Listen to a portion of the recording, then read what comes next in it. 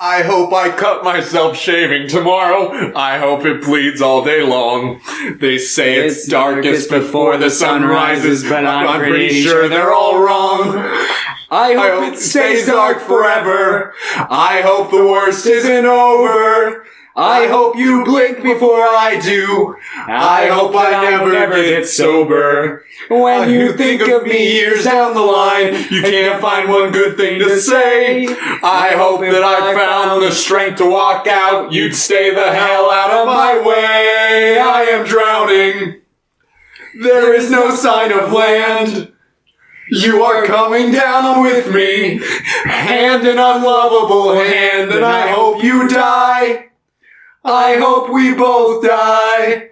That was No Children by the Mountain Goats, a song I'm pretty sure would be in Scenes from a Marriage if it had come out. Yeah.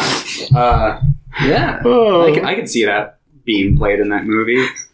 But the whole time I was watching it, I'm just like, or after I was watching it, that song was just in my head. I'm like, man, that would be a good song. Mm.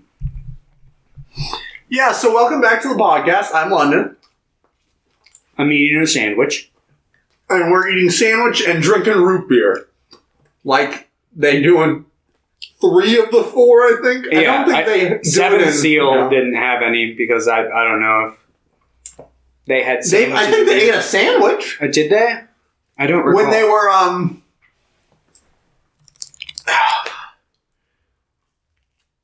I think so. I think they were just kind of like having a little picnic outside of their wagon. Mm. They were eating something. It might have just been bread. Perhaps. Mm. Ingmar Bergman really loves sandwiches. Yes, he does.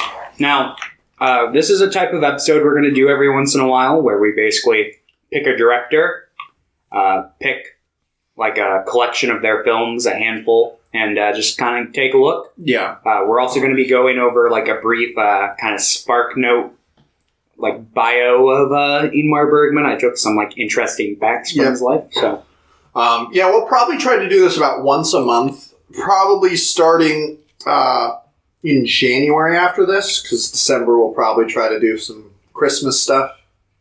But I don't know, we might do it. Actually, we might do it the week after Christmas. Yeah, maybe. We'll probably, I'm guessing, I don't want to do the whole month of December as Christmas, so we'll probably do like the 3rd and 4th week, because I think there's 5 weeks, or 5 Mondays. Good, because I'm not a big fan of Christmas. Yeah, no, me neither. But holiday movies, I might try to find some Hanukkah movies. Yeah, we can branch out. But then maybe the last week we'll still do that. And we'll probably, you picked Ingmar Bergman, so I'll pick a director, and then we'll alternate. And then the other 3 or 4 weeks in the month, we'll just be doing regular stuff. We might try to start doing Joe Boyle agenda still stuff. Yep. So. But most of the weeks will still be just classic and contemporary. Did you happen to have a chance to watch anything else? Not cinematic-wise. I watched the new episode of Rick and Morty. It was just... Did the second one come out? Yeah. What, yesterday or? Last night, yeah. Oh. What did you think of the first one? I thought it was alright. I didn't think it was bad. I didn't think it was like one of their best episodes. Something.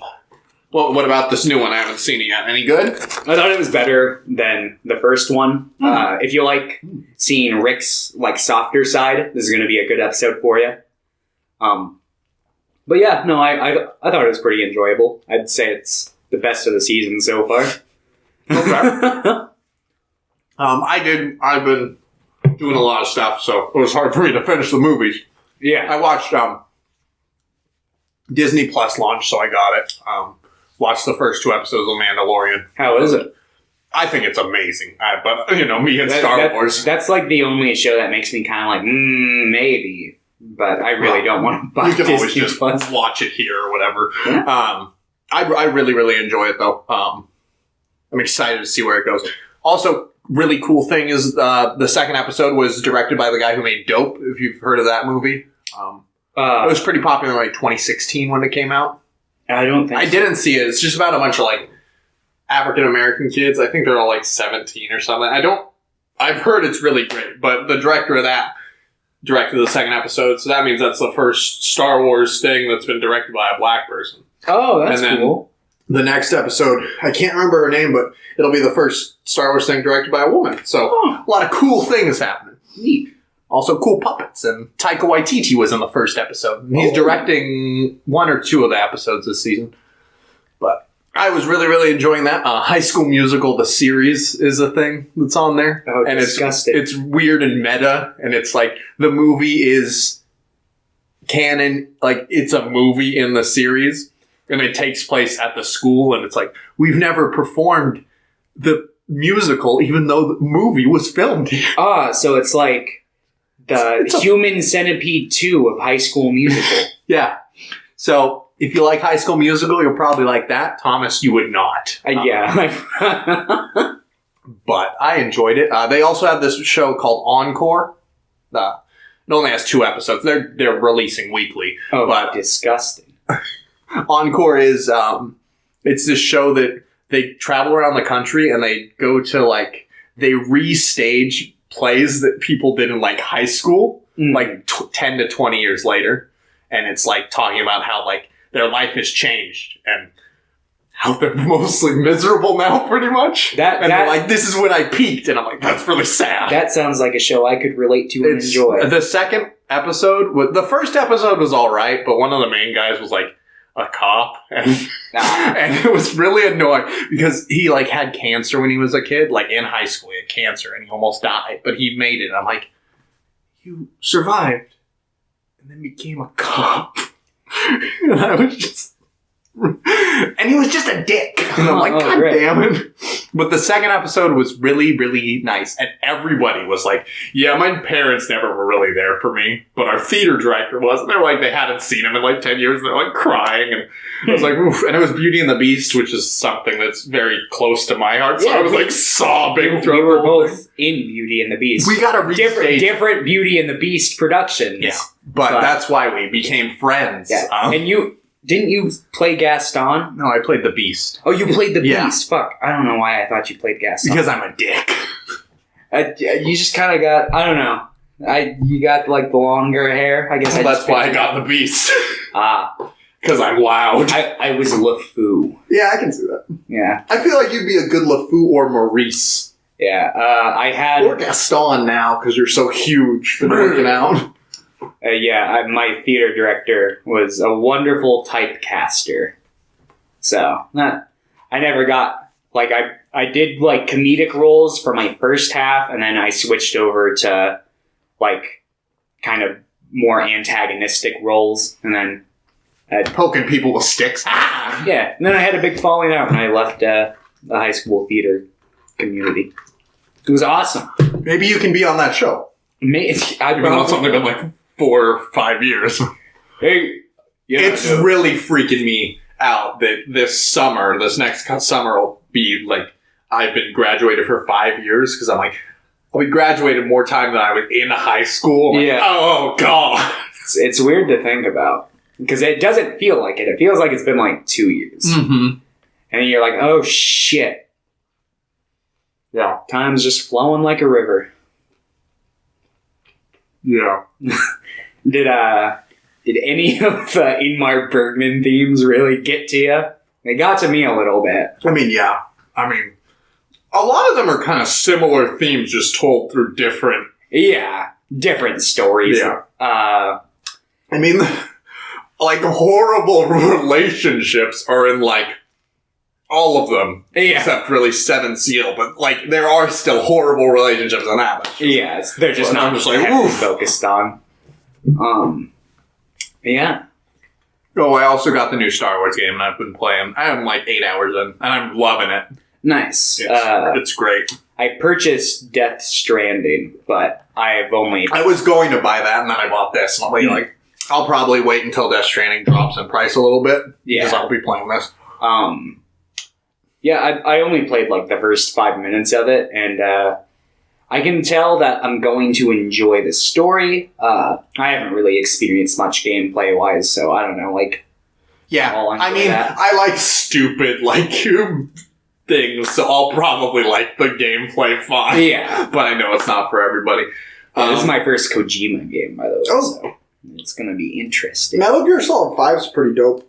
It's also probably the easiest to get into because you can do a lot of dumb, stupid shit and jump around.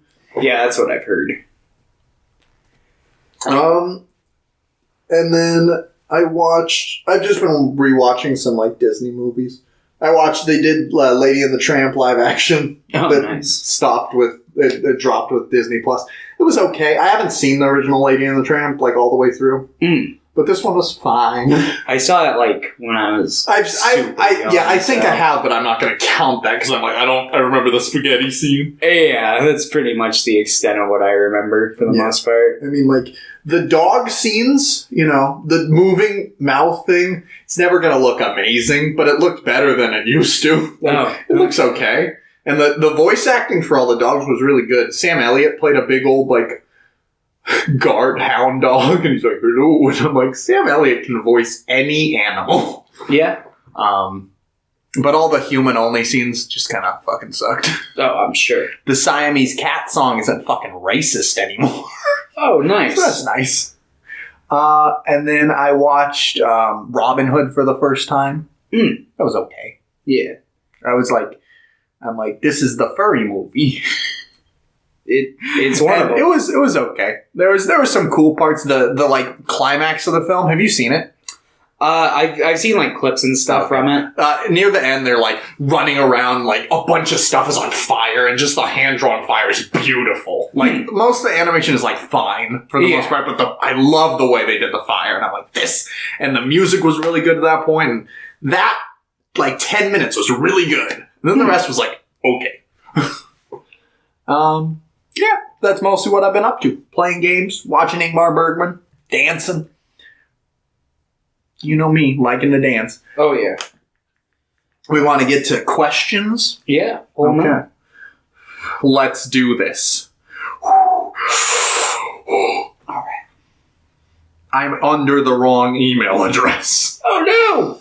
All right. From Pierre Del Pollo. If you had to choose between having Will or Jaden, which Smith would you want to do an interview with on the podcast? Oh man, that's honestly a really hard one. See, I want to lean towards Will, but I don't like modern Will Smith. I feel like the Will Smith I loved died a long time ago. But Jaden Smith is like meme funny. I like Jaden Smith like kind of unironically too, for some funky reasons. Like I like his water company. He has a water company that he pays like more than or like quite a lot of money to like the city it's in. He pretty much founded it to like help inner cities and stuff. Okay. So it's pretty cheap, and it's just called Just Water, and it has like a cool packaging, and it's just like funky, and a lot of the proceeds just go to good things. Okay. I'm like, good. He's using money to do good things. And also, I liked him in Neo Yokio. I like Neo Yokio. You did not. Did you watch it? I watched, like, the first episode. Okay. Christmas special's amazing. But I would probably want Will, just because he's done a lot of cool things in his life. Even though he hasn't done a lot of good projects recently. I think he was, like, the saving grace of, like, Suicide Squad. I liked him in that. At least I liked him more than everybody else in that. Yeah, I don't know. I don't think I liked anything from Suicide Squad, honestly. I didn't hate Suicide Squad as much as I hated Batman vs. Superman, so, I mean. I don't know about that one. But, yeah, I'd probably have Will Smith. I feel like we could go over a lot of cool things he has done. Like, it's kind of a bad movie, but I really want to talk, like, about Independence Day, because that's a fun movie, you know? Well, at least the last time I watched it. I hope I don't watch it and be like, well, this is garbage. Yeah. I mean, you never know. And you know what? No, just bring them both on. Sorry, Pierre. We're circumventing it. We're putting both of them on. Yeah. Each one of us wants a particular one. I also want Alfonso Ribeiro on. Who? Carlton from The Fresh Prince. No, I'd love to have him on. What are your opinions on AI rising up once the singularity is achieved? Are you like that idiot Elon Musk and think they would be a threat? I mean, probably eventually. I mean, it depends on I don't know. I'm not smart enough to answer this question. I guess it would depend on like what you program the AI to do, but if it's self-learning, I guess it could eventually just do what it wants anyway. Then if it does, then you could probably just assume that it would just kill off humanity at some point. It would be a nuisance. But you just gotta be friends with them. Haven't you seen iRobot? like bits and pieces when I was a kid. We should watch iRobot for the podcast. Oh gosh. That's like, we could have Will Smith on for that one. Yeah, I'll watch iRobot when we get Will Smith on the podcast. Will Smith and Alan Tudyk. Oh yeah. He's a robot in that. Yeah, I'm aware. I think that, there's always a chance, but I don't really see the point of AI killing us. Like, what are you going to do? You're going to kill us? Why? Oh, the humans are too destructive. So are robots. Robots are dumb. See, what I had always heard was like the idea that like we would give it a task that it would like focus. Like we would think of it as like a short-term task, but it would like think of it in like long-term, and then it would just kind of think of us as like a hindrance, and it would like essentially killing humanity would be like how humans feel when they like cut their hair. It's like, eh. Yeah, but I think there's only a small window of time where that would even be possible before the robots. Because if robots get to the point where they're self-learning and self-sufficient, they'll eventually learn that I'm like, wait, that's probably not a good idea. As long as you teach robots ethics, Yeah. just teach them ethics. They'll read the books, they'll get it. Well, final question. It's back. Eraserhead question. Oh, do you think that if they re-released Eraserhead in 3D, it would be improved at all? No. I think it would be hilarious to watch it in 3D. Just like really bad 3D too. So it's like, There's only like comes out. Yeah, there's only like one scene that I think would really be effective in 3D, and that's like the end scene when all the shit's going down and like stuff is actually kind of coming at the camera. So I don't think it would be improved at all, but I'd watch it in 3D just for the meme. Yeah, I'd check it out at least, just simply because it's like one of my favorite movies, and why not? Thank you for your question, Pierre. Thank you. Thank you. From my dear friend Melody. Hi, Melody. Editing is often considered a very underrated aspect of filmmaking in the sense that you don't notice good editing until it's absent. That is, when editing is bad, you start to feel it and be aware of it. But when editing is good, you often don't realize it because it serves to uplift the more core parts of the film, like plot, character, interactions, and etc. What other elements of film fall under this hidden category? What are good examples of films that excel in those categories? Love you. I think, I don't know. There's all sorts of them that just kind of fall under like most average general like audience radars. Like things like mise en scène, for instance. I feel like that's when you like put stuff in like pictures on the walls or like things around to like establish character and establish things like for instance in Eraserhead there's like unpotted plants everywhere and pictures of like nuclear bombs on his wall. Tells you a bit about himself and the world and his fears. So stuff like that. I always think editing for sure when it comes to like the composition, there's a lot of things that need to line up. There's like the 180 rule, eye lines are important, like that kind of stuff can like, if you don't know how to like frame your scene and block it properly and where to shoot it, it can be really disjointing when you're watching it. Sound mixing, like my favorite thing in a movie is when they have like little to no soundtrack, but the sound mixing is like on point, and it's like, oh yeah, everything sounds just real. Yeah, I feel their cum. Yeah, exactly. Honestly, I would say that like, at least for general audiences, if you're not paying attention to a film, like looking for things, almost everything can be considered like a hidden thing. People don't notice things. Yeah. They just kind of experience it. Like, whether it's like if you're using a certain color palette and it's not like obtuse. If it's not like, I'm just using red. Like, everybody can see if they watch the original Suspiria. They can be like, oh, he's using red a lot or green. Like, And there's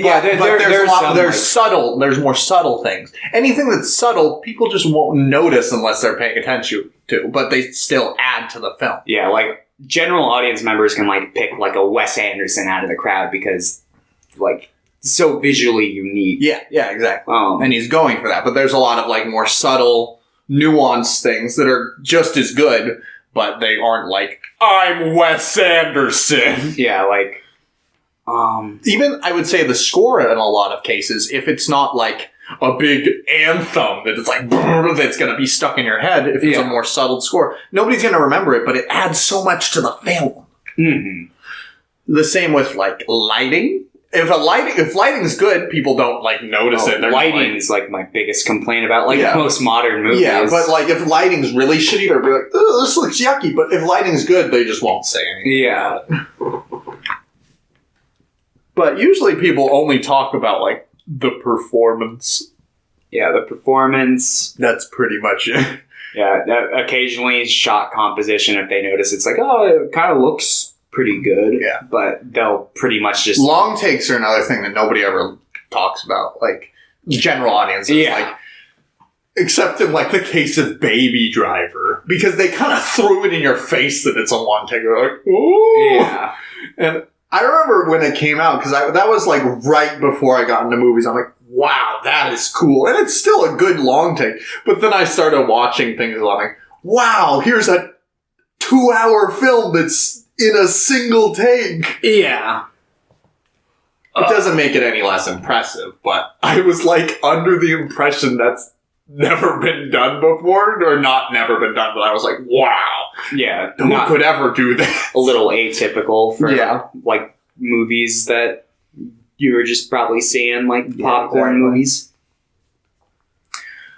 Okay, those are the questions. All right. You got your movie idea?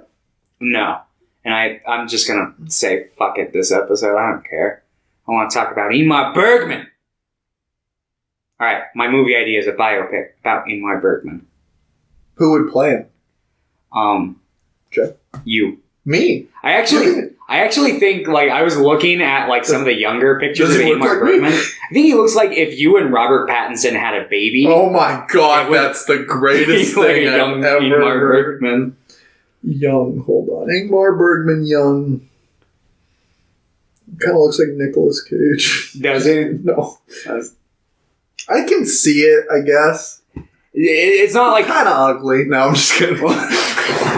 Like, it's not like it's like striking, like perfect resemblance, but there are things there. Yeah, he's white. I'm white. Yeah, no, that's it. I think I'm Swedish, so. Oh, nice. Okay, if we're talking about biopics, you know who I want a biopic of? Bong Joon-ho. That'd be pretty interesting. Yeah, I'd watch that. Yeah. That's it. Do you know if he's, like, lived, like, a super interesting life, or just, like... I mean, I think it's just... I think it would just be interesting, or even I would like to documentary about him, just knowing, like, how he does his process, because even though he makes pretty accessible films, he does have a pretty unique style, especially the genre-wise. Like, he makes pretty unique genre films. Like, there's a lot of different genres all packed in the same thing. He perfectly balances it in a lot of cases, like in Memories of Murder. Yeah. Because that's mostly just, like, a black comedy, but there's, like, it's also extremely intense at some points. And the way he can just, like, balance being very funny and then, oh my god, that person's dead and it's very sad. Yeah. Also, I know that, like, he grew up around, like, the student riots and stuff. And I know he was a student during that. I don't know how much he did. Okay. It'd be just interesting to know about him a little more. Yeah. Then maybe I can finally see some of his student works that I've been trying to track down. Yeah. Oh. Okay. And you know who could play him? Song Kang Ho. Perfect. In a wig.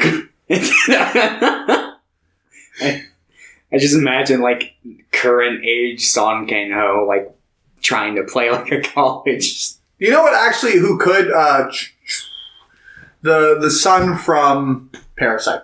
Let's have him do it.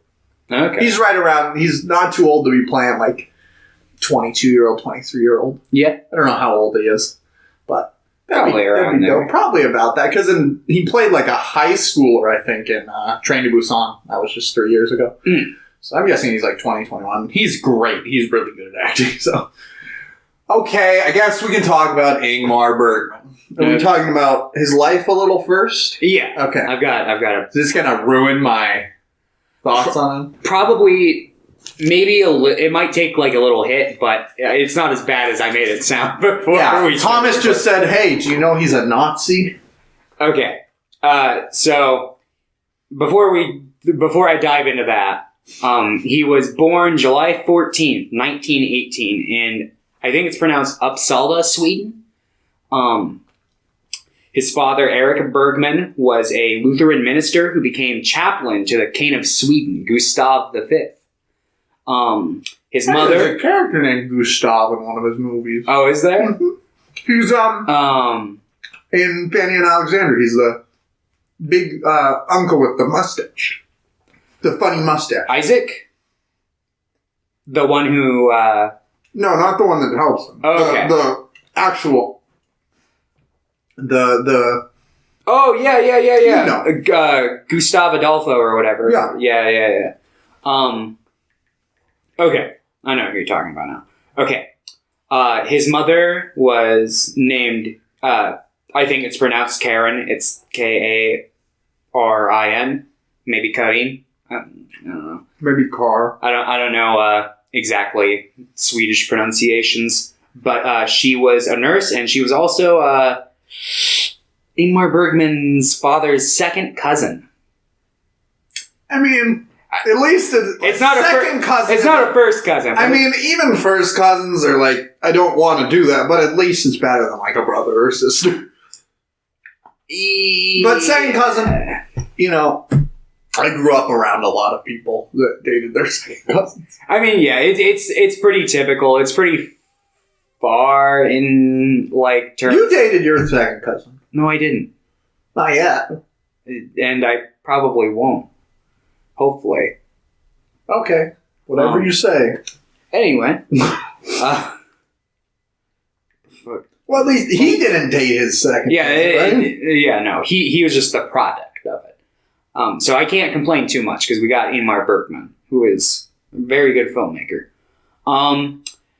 His father was very strict and very religious, and Ingmar Bergman spent a lot of his childhood locked in dark closets for minor offenses like wetting the bed. So when you ask me, who hurt Ingmar earlier, I think we know who. There was also a point where Ingmar Bergman was involved in some sort of romantic relationship that his father like disagreed with. It didn't go deep into it on what I was reading on Wikipedia.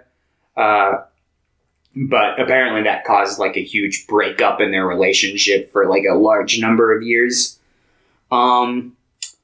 According to Bergman, he lost his faith in God when he was 8 years old, but he didn't fully realize it. Yeah. I feel like... Probably about the same for me, actually. I remember when I was 8 years old, I would cry a lot in bed, thinking that there was nothing after life. And now I think the exact same thing, but I'm like, why do I care? Yeah, it's a lot scarier when you're a little kid, because you've still got that hopeful lens. Now you're awake to, Yeah, life kind of sucks already. Why would I want to live? No. Yeah. I'll live for now, but forever seems like kind of a stretch. Yeah. Yeah, he didn't fully realize it until 1962 when making his film Winter Light. So is that, when did Seventh Seal come out? 1957. So okay, this was like was Seventh Seal his first film? No, it not even. It was close. his first It was his first international big hit. Famous, yeah. It's like the one that like got him out of like just Sweden. Should have kept him in there. Yeah. Should have locked him in the closet that is Sweden. When he was 9, he traded some tin soldiers for a magic lantern, which changed the course of his life.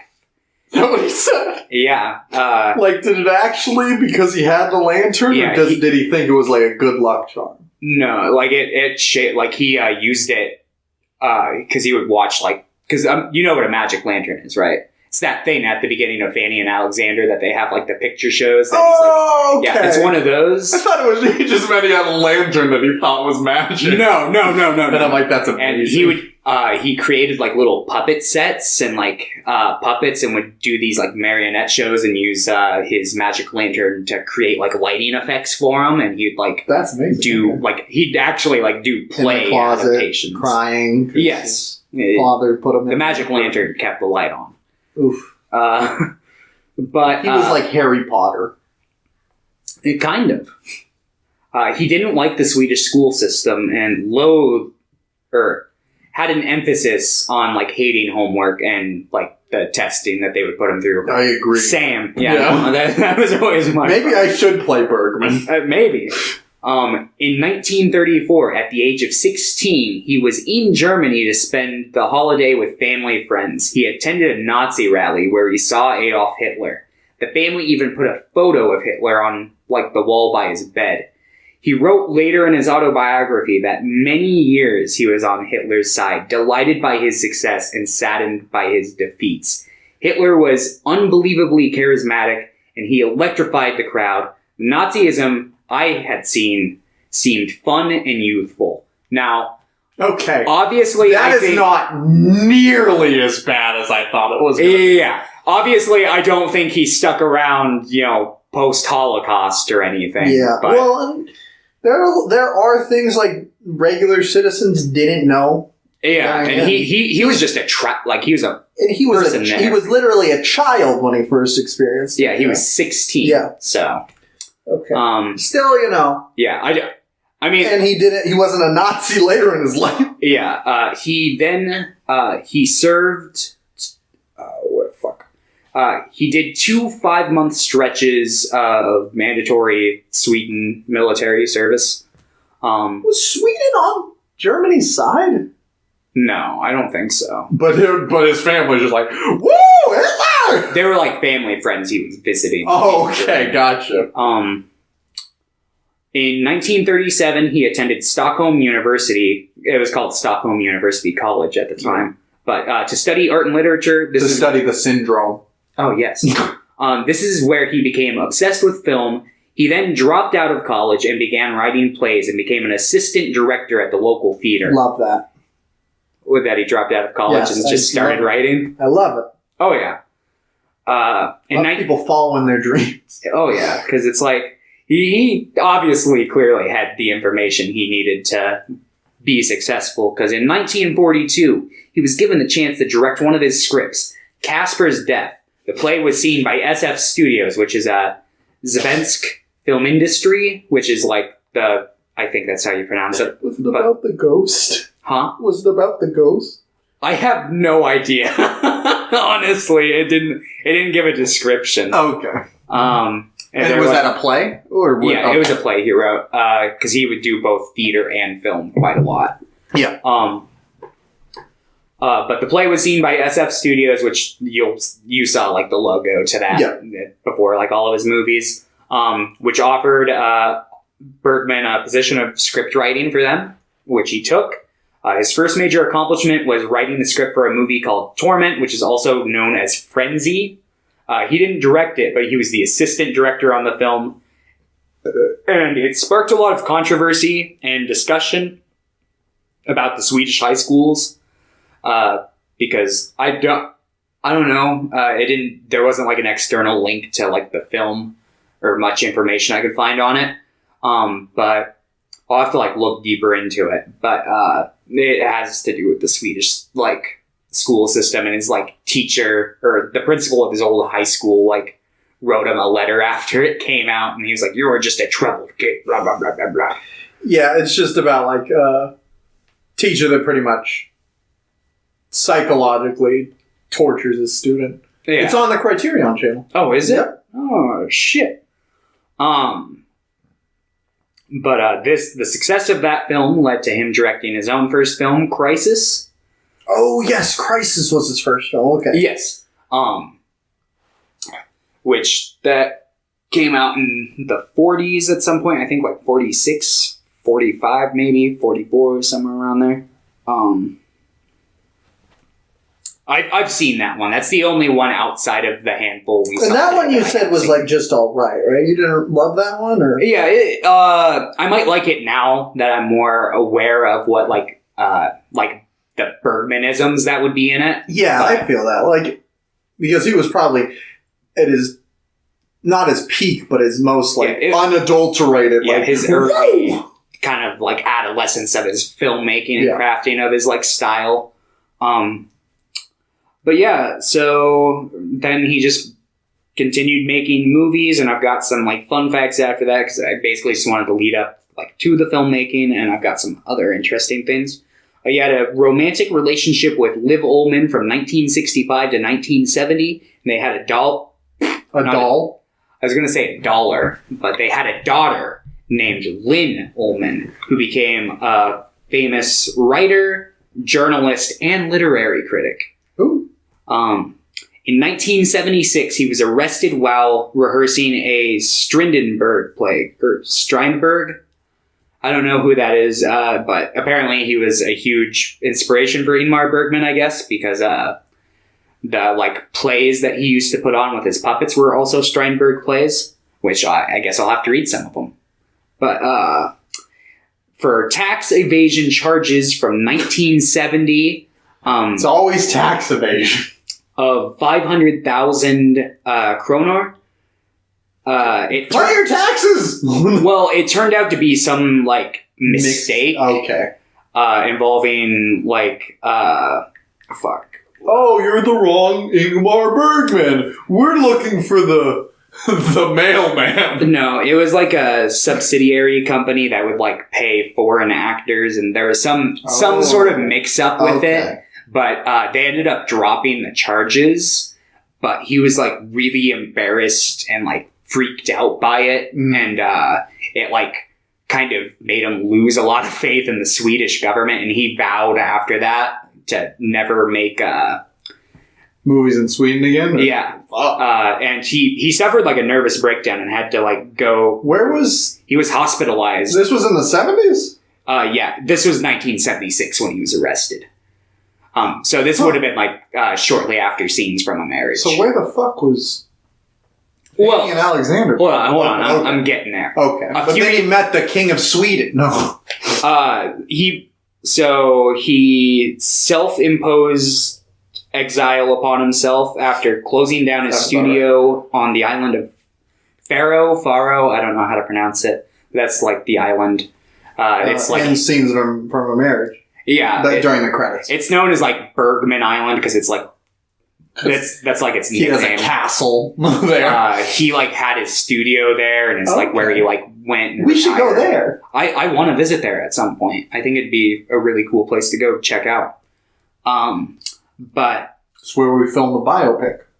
Yeah. Oh well, duh. You have to get accurate locations, or else it's gonna be weird. Ingmar Bergman. I think I might be a little too tall to play him. Yeah, I don't know. He seems like a pretty tall guy. So, but let's see. He was 5'10".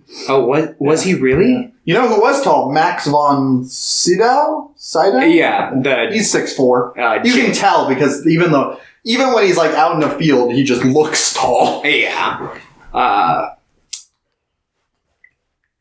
Liv Ullmann's also decently tall. From looking at her next to, it seems. Yeah, she's not as tall. Well, she's 5'8". She's taller than me. Oh God, the short life. But yeah, Harry Schein, who is the director of the Swedish Film Institute, estimated that his little decision to close down his studio on Faro and stop making movies for Sweden had damage of 10 million kroner and hundreds of jobs were lost. Jesus. Which, in my opinion, this is Ingmar's biggest yikes. Oof. I get it. I don't know if I'd be pretty disillusioned too, but I'd probably be like, all right, I'll strike one. Don't fuck me over again, and I'll keep making movies for you guys. But by 1978, he had mostly gotten over his distaste for the Swedish government and returned to the SFI. To honor him, they created the Ingmar Bergman Prize, which is an annual award that they give for just acknowledgement, like excellence in filmmaking. Mm-hmm.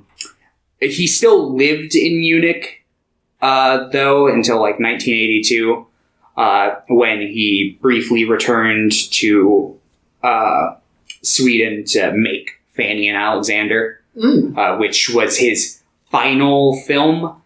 He deemed it as his final film, like his magnum opus. One of those things. Yeah, like that. Basically, that's it. I'm done. Then, like 5 years later, he comes back. Yeah, he mostly did stay done after this. He did a couple television movies, one of which is the sequel to Scenes from a Marriage. And he wrote a couple. I don't know if he wrote the scripts, but like Liv Ullmann, she directed, I think, 2 or 3 things that he had written. Mm-hmm. Yeah, but he pretty much retired after that for the most part. And until he made Saraband in 2003, and then he retired to the island of Faro, where he died in his sleep July 30th, 2007. And he was, what, 89? Yeah, I think so. You said 18, right? So, 1918 was when he was born? I think so. Yeah, just about 89? Yeah, 1918. Yeah. Well, that's weird to think that Max von Sydow, he's 90 now, so he's now outlived, or he's now older than Bergman ever was. That's weird. Oof. Liv Ullmann, she's 80 now still. Yeah. She's still kicking. She's yeah, still going. she seems healthy from like... She looks pretty good for being 82. From her. Yeah. Like I could still clearly tell it was her. It's not like I'm like, who's that old mummy? A little bit, yeah. She was very attractive. Yes. So was Max. Okay, so that's a brief history of the Bird Man. Yes. So I guess we shall start with one of the films. Are we going from oldest to newest? Yeah, sure, why not? Which was, Seventh Seal. Okay, so, fun fact, this is my least favorite out of the 4. Which I thought it was going to be my favorite, because I've seen, like, the screenshots of Death, and he's like, I'm like, that looks amazing. I totally understand you, and I might even agree with you. I honestly don't know what my least favorite I really enjoyed it still. I loved every other one, and I really enjoyed this one, so that's about where I'm feeling. This is the one I remember the least, because this one I watched like 4 days ago. Shame is the one I remember the least, because I watched it. Oh, you didn't rewatch it?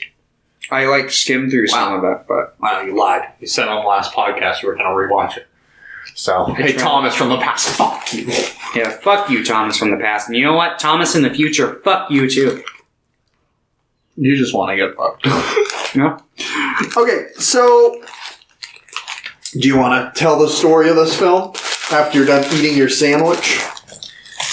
So Max von Sydow, is it Sydow or Sydow? I would assume Sydow. Yeah, Sydow. He plays a knight. Yeah, he's returned to Sweden, home from the Crusades. And what's his name in it? Doug. Not Doug. I know his name's Jan in Shameless. Jan. Or Shame. Not Shameless. Jan. Jan. Yeah. God, it's subtitles. Yeah, I know. Hey, Jan! Jan. But... Yeah, so Antonius Block. Is that his name in Seven Seal? Antonius Block. Yeah, I remember them saying that. I'd be like, that first name's really cool, and then his last name's just Block. Yeah, so Antonius returns home to Sweden from the Crusades, but of course it's in the middle of the Black Plague, so it's spreading rather fast. The movie starts on the beach, where we see him, and he's basically just chilling out, looking at the sky. He's got a chessboard next to him, and then he sees Death, and Death basically comes over and tells him, hey, your time's getting pretty close, Well, I think he pretty much says, hey, time for you to die. And he's like, wait, hold on. Yeah, come on, let me buy a little time with this chess game. And Death is even like, people try to stop me they try to bargain all the time. He's like, but wait, I know you like chess, so how about we play chess? And as long as we're playing, you don't kill me. And if I win, you set me free. So Death is like, I like playing chess. Yeah, so they play chess. And I like the spin on this in Bill and Ted's Bogus Journey. They play Twister with him. Oh, I haven't seen the second Bill and Ted yet. Ooh, yeah. This is just like a minor bit, but it's like the kind of parody on this. Of course, this idea of like playing a game with death is older than this movie. It goes back, like Ingmar Bergman was inspired by like a medieval painting of a dude playing death with chess, or chess with death. God damn it. That idea has always been fascinating to me. I love it when film or movies do that. I meant film or TV. What? Play chess with death? Or just like do some kind of game or like challenge against death or like the devil. Anything like that. I love that. Oh yeah. Like when Billy and Mandy beat Grimm in a game of Limbo. Yeah. Or in Tenacious D when they do the rock battle with the devil. Yeah. I mean, that's the devil, though. No, I said death or the devil. Oh, I missed the devil part. Fuck you. I'm sorry. Yeah, so then we cut to other characters. Yeah, so basically... He's not even the main character for the majority of the film. He's just kind of like the narrative that we follow. Yeah. He's like the viewer insert. Probably one of the parts that I disliked a little bit. I really like the chess scenes and the stuff about him. Mm-hmm. And then they cut to characters that I care about less. Like, I liked most of the characters, but I care about them less. See, my thing with Ingmar Bergman, and it happened with every single one of these that I watched, the first, 10 to 20 minutes, depending, the miniseries, it's usually, the first, 20 or so minutes, it's But there are points in which I'm like, this is really kind of slow, and... The first, Fanny and Alexander took a long time for me to get invested into it. I mean, I like the first... I think it was the first, chapter, the whole first chapter, the first hour and a half was kind of slow. I really liked the first chapter. It was just slow. Yeah, and there was he had more characters than he usually worked with, so there's a lot more moving pieces and more things he needed to set up. But I can definitely agree with that. Both this one, I get, it was a little slow, which is weird because I thought it should have been a little longer too. And I'm like, what the fuck? Yeah. I'm like, how can I think it was slow at this part, but also want it to be long? But, so, he's traveling with his friend who is also from the Crusades. And that guy's kind of a yikes. Yeah, that guy is a little, He does some really fucked shit later. He does. What was his name? I don't remember his name. I don't remember any of the characters' names in this one. So I'm just going to... I think it's Jones. It's Jones. It's Jons. Okay. But I think they don't pronounce J. So I think it's Jones or Jons. Jones, something like that. But so basically they're traveling. Jones is singing and... they're lost. They're looking for... By the way, the whole reason why they came back... they came back to Sweden because they are from Sweden. But basically, Antonius, is that his name? Antonius Block. Yeah. Antonius, before he went off to war, he had a love. He doesn't know if she's still alive or not, so they're on the way to his castle to basically see if she's still alive. Sorry, oh god, the root beer's getting to me. Oh, Thomas is crying. Oh no, that root beer just makes me so sad. But so they're traveling along, they're lost, they see a dude sitting up against a rock, so, Johns, I think. Jons, he gets off his horse and goes over to talk to this dude. This dude's dead as fuck. Like, his eyes are out. Yeah. I'm like, that's pretty cool looking. Like, there were some pretty cool effects in all of Bergman's, all of these films. There was some cool stuff. Oh, yeah. I was like, whoa, look at that. So he... Yeah, they pretty much realized that, like, hey, everything's been ravaged by the plague. Like, the plague is going through Sweden. Yeah. Then we cut away from them and we're introduced to this little traveling troupe of actors, performers. Jolf and Mia. Jolf, Mia, Mikkel, and I don't remember the other actor's name. Jonas. Or Jonas. No, because they don't say J's, right? I don't know. I'll say Jonas, because they haven't said J's in any other name. So. Okay. So, yeah, there's just this troupe of traveling actors. We get the setup that... What's... Jolf? He has visions. Yeah, he has visions. He sees His wife's a bitch about it. She, like, never believes him for anything, and she kind of makes fun of him. I'm like, what the... Yeah. I mean, I guess it's better than what it would be if it were, like, set in modern day, where she checks him into a mental hospital, but... you and your silly visions of the Virgin Mary and baby Jesus. But yeah, so he sees, like, the Virgin Mary and the baby Jesus, and he gets all excited and tells her about it, and she's like, you're fucking high. Not really, but... Pretty much. Yeah, she's like, you're out of... You're fucking high. You're out of your mind. Yeah, they put on a little show, eventually, in this town. Then... before this, Jons gets his wife, doesn't he? Because isn't she present for the scene where the, like, church comes through? Or whoever it is that, like, is like, you're all gonna die! During, like, the big performance scene where they, like, the characters kind of meet up. I think it does, because, yeah, so basically in one scene, there's, like, this dude who's, like, ravaging and stealing things from, like, dead bodies of people who have, like jewelry and stuff like that.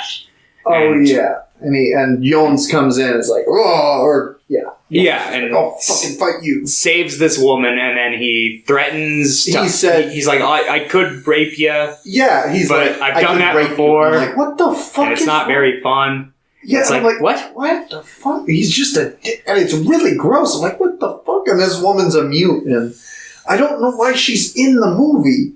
Because it was just for that. Yeah. Because then she doesn't do anything for the rest of the film. Yeah, she has, to be fair, she has one of my favorite moments in the movie, but aside from that, she doesn't really do anything. I think my biggest problem with the film is all of the women are, like... Pretty backseat. Pretty backseat, or just, like, really mean. Like, I'm like, what the fuck is going on? Which is, I was a little worried. I'm like, is this how all the women are? But then every other... movie we watched had strong women. Yeah. Or, like, at least strongly written. I'm like, okay, what is happening? Maybe... I guess Bergman just didn't know what a woman was at this point. And maybe he was trying to write, like, a more accurate to the time period, because society would, like, kind of force women to play a more submissive role. Yeah, but maybe. That wasn't it. It was just her, and then, like, there were a couple strong women, but they were just dicks, or they were just badly written. I don't know. It was just weird. I have not the answers you search for. And then Block goes to the church at one point. Yeah. Talks to a priest. I think it was right before it.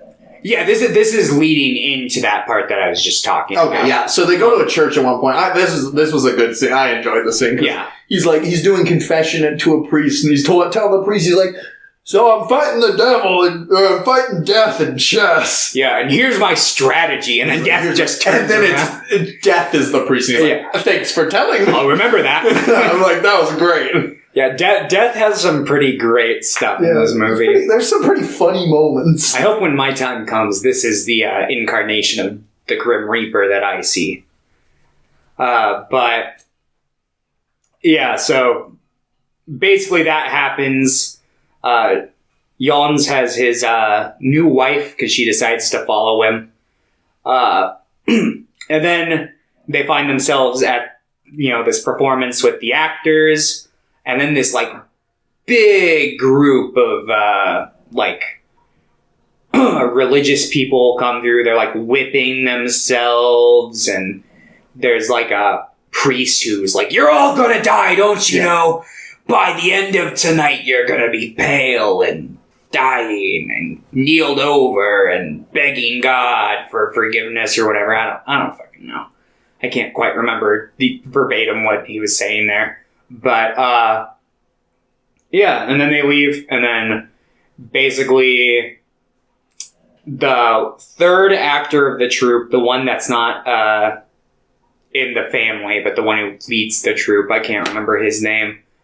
But after the show, because he gets like a tomato chucked at his face and he gets really pissed off and he storms off stage, where he is then seduced by a woman, and then he goes over. I think his name is Scott or Scat. Yeah. S-K-A-T. Scat. Scat. It's fitting. He's like, yeah, he's enticed away by Lisa. Yeah. And, yeah, so that happens, and then it's Antonius. He sees, what's Oldman's character in this movie again? What's her name? I don't know. Liv Ullmann character is like over by her wagon, and they're like near each other, and Antonius goes up and starts talking to her. Meanwhile, Yoff is at the bar. Liv Ullmann's not in this movie. Huh? Liv Ullmann's not in this movie. Are you sure? Yeah. She was just in Shame and Scenes from Marriage. She acted in like 10 of his movies, I'm pretty sure. Yeah. But I'm saying out of the ones we watched. Oh. She was just... I totally thought it was Liv Ullmann playing, What, his wife or his... Yeah. No, it's, Inga Landgren. Oh, shit. I feel like a piece of shit right now, then. Yeah. All white people look alike. She's in Crisis. She is? Yeah. She plays Nellie. She does? Fuck, I'm gonna have to rewatch Crisis. Okay, so he meets his wife. Wait, Liv Ullmann is in Crisis, or the woman from this? The woman from this is in Crisis. Okay, I see. Yes. I've got it all sorted out now. You got it. You figured it out, Thomas. I am so proud of you. Woo! I'm winning! Anyway, so, yeah, he goes up and talks to the wife character. Well, what was the character's name? Karen. Or Cody. I'm gonna say Karen. Karen. Yeah, sorry. I'm We'll bad just say Karen. I don't know. Yeah, I'm bad. We got the J's right. I don't know about this one. Karen. Yeah. So he goes up to Karen, and he basically is like, "Oh, you got a nice kid. You tell me a bit about yourself and your husband and stuff." And then, meanwhile, while this is going on, Yoff is at the bar where he's basically sandwiched in between the dude. I'm pretty sure it's the dude who was stealing, looting the dead bodies earlier.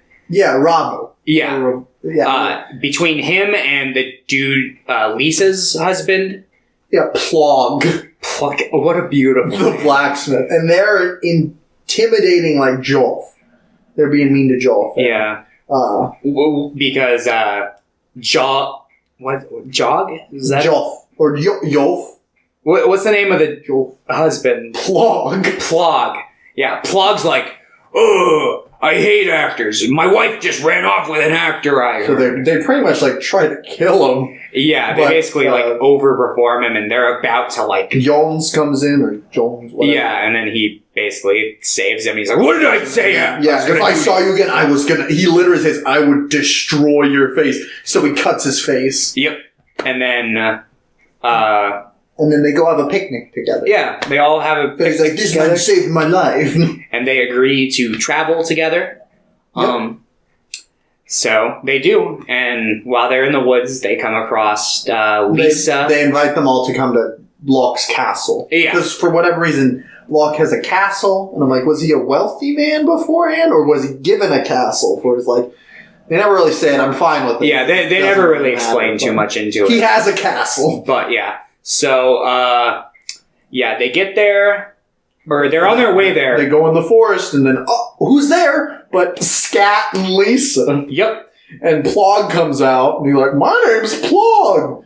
And she's like, I was just messing with him. I don't want to be here anymore. Yeah, he's all fake because he had like a fake beard, and she's like, all of his lines are rehearsed. He's a schmo. You should kill him. So he's like, all right, I'll kill him. And then he's like, okay, do it. Kill me. Yeah, he's like, kill me. I deserve to die. He's like, whoa, man, this is too much. I can't kill him if he wants it. I'll go do it myself, pretty much. And he walks into like a little clearing, and he pretends to kill himself. Yeah, he's got like one of those little and knives that he's like screaming. He's like, yeah. And he falls down, and then they're like, well, guess we should move on. Yep. And then he's like, aha, I'm still alive, and he climbs a tree. Yeah, he's like, I'm going to take a nap for a little bit until... And then Death walks up, and he like hears something, and he sees Death just sawing down the tree. I love it. And then he just dies from death. Yeah, because he's like, what?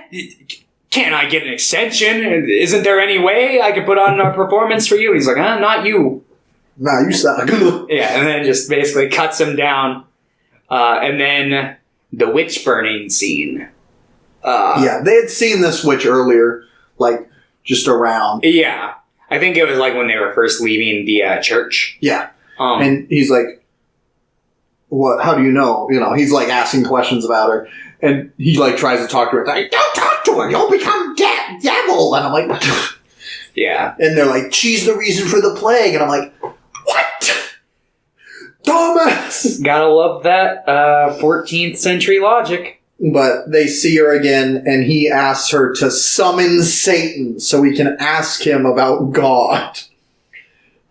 But she's like, he's there. He's right behind you. And he doesn't see anything. Yeah, she's like, are you sure? The priest, they can see. Look in my eyes. Do you see him? I don't see nothing. But he does give her herbs to dull the pain. Yeah, because they're going to burns alive. Yeah, and I gotta say, he knocks the performance in this scene out of the park. Yeah. Like he's really good. Max von Sydow? Yeah. He's great. Yeah. I really want to see some of his more leading stuff, because I've seen him in like more contemporary like action block, but like he's in a lot of things from like recent. I think he's in The Force Awakens.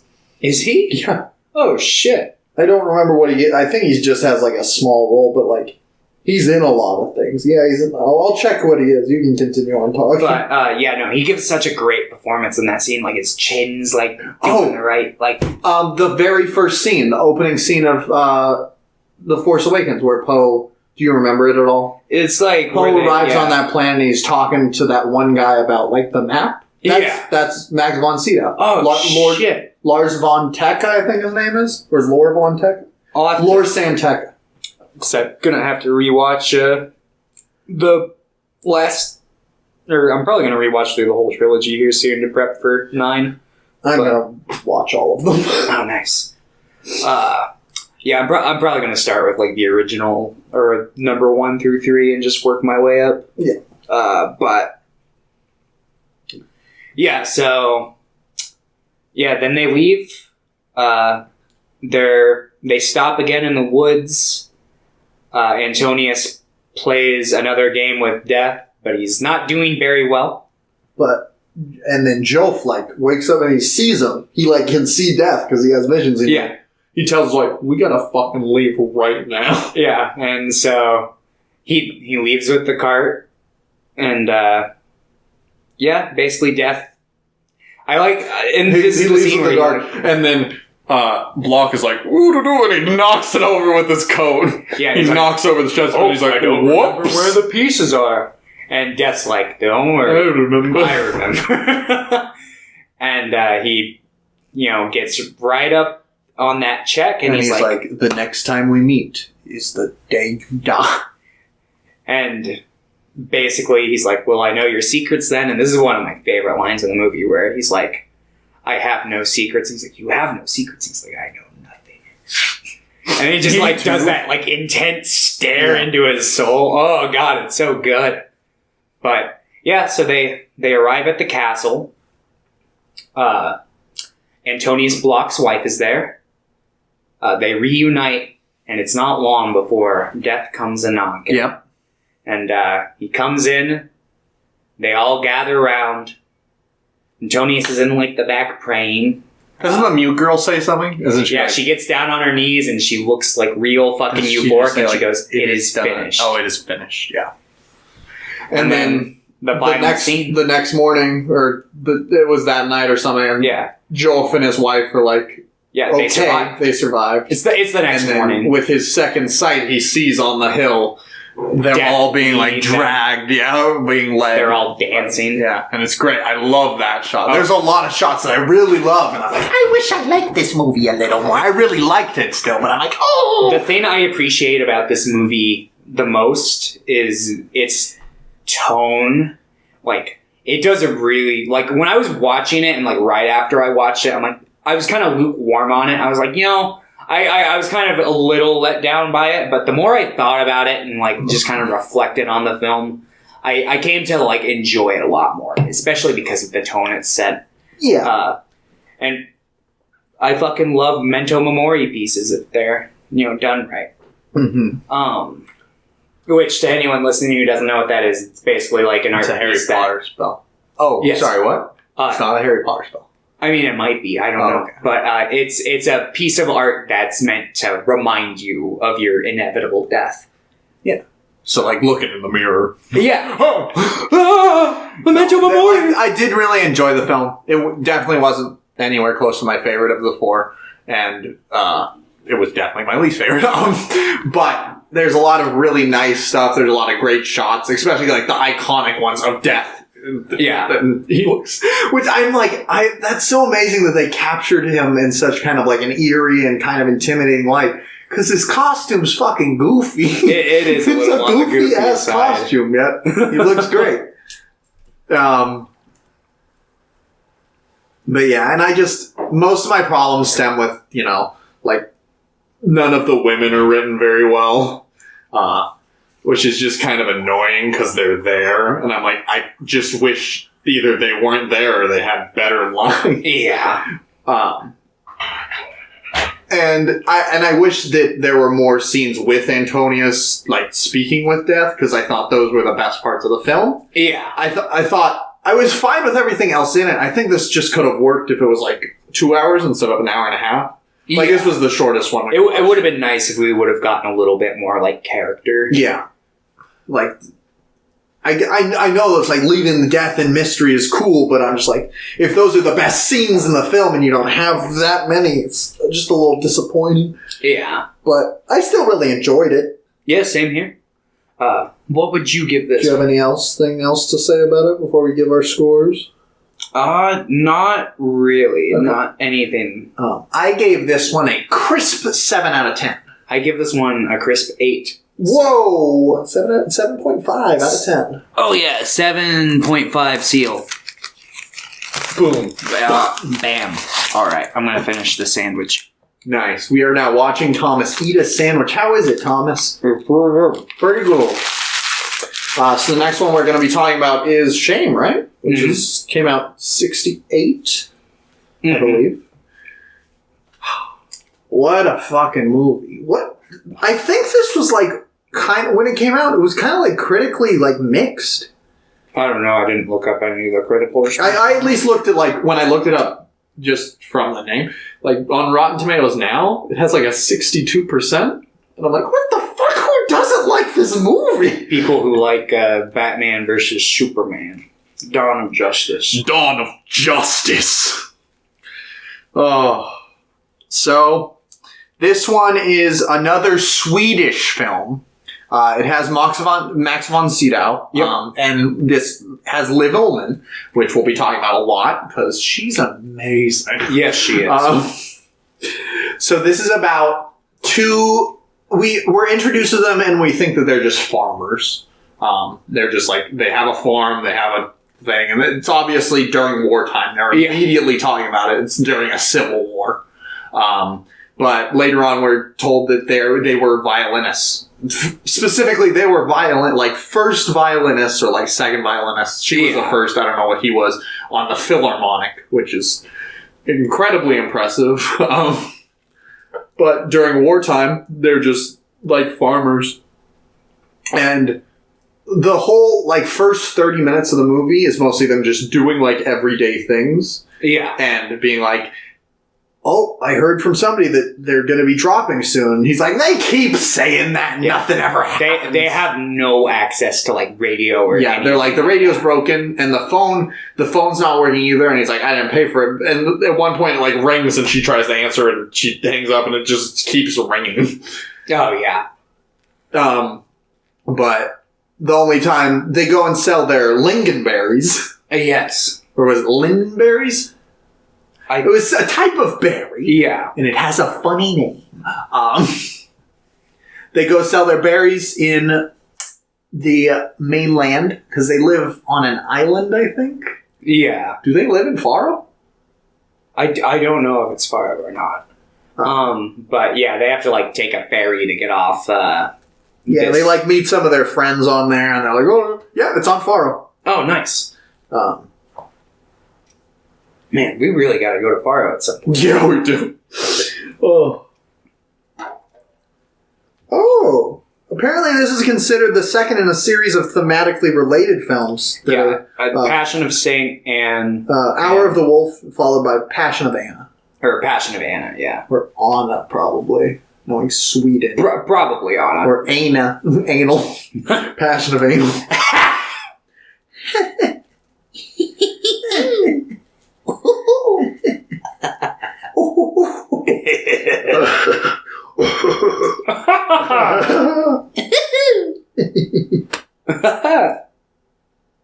Well, that was dumb. Yeah.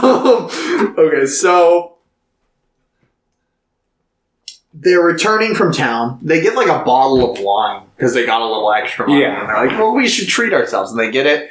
And then they go home. And pretty much as soon as they get home, just like bombs start dropping. Yeah. And they're like, ah, fuck. And then they're soldiers on this side that's occupying them, which is, I think, like I guess you could consider the like actual government. They're like, hey, there's people coming, you better get out of here, pretty much. Or they're like, you better run away, there are other soldiers coming. Yep. And they start to get ready, pretty much, and then they get in the car. Yeah, Jan is not good at repairing the car. Jan is also, like, really bad at, like, crisis management. He, like, freaks out. He's very easily freaked out. Obviously, it's relatable, I get it. Yeah, they set up, like, earlier in the film, he has, like, a lot of, like, just kind of emotional breakdowns a lot of the time. Like, there will be scenes where, like, he'll be gone for a while and she'll go in and he's just, like, crying in the corner. Yeah. He's like, She'll be like... relatable, She'll be like, right? Stop it, you pussy. Yeah, she's kind of a bitch in this movie. And I'm like, what the fuck? He's crying. He's like, hey, just bulk up like me. Yeah. Like, what an awful thing to say. Hey, stop being a baby. Just be like me. I'm like, what are you doing? What are you doing? Yeah. Not very thoughtful, but... It's very mean of her.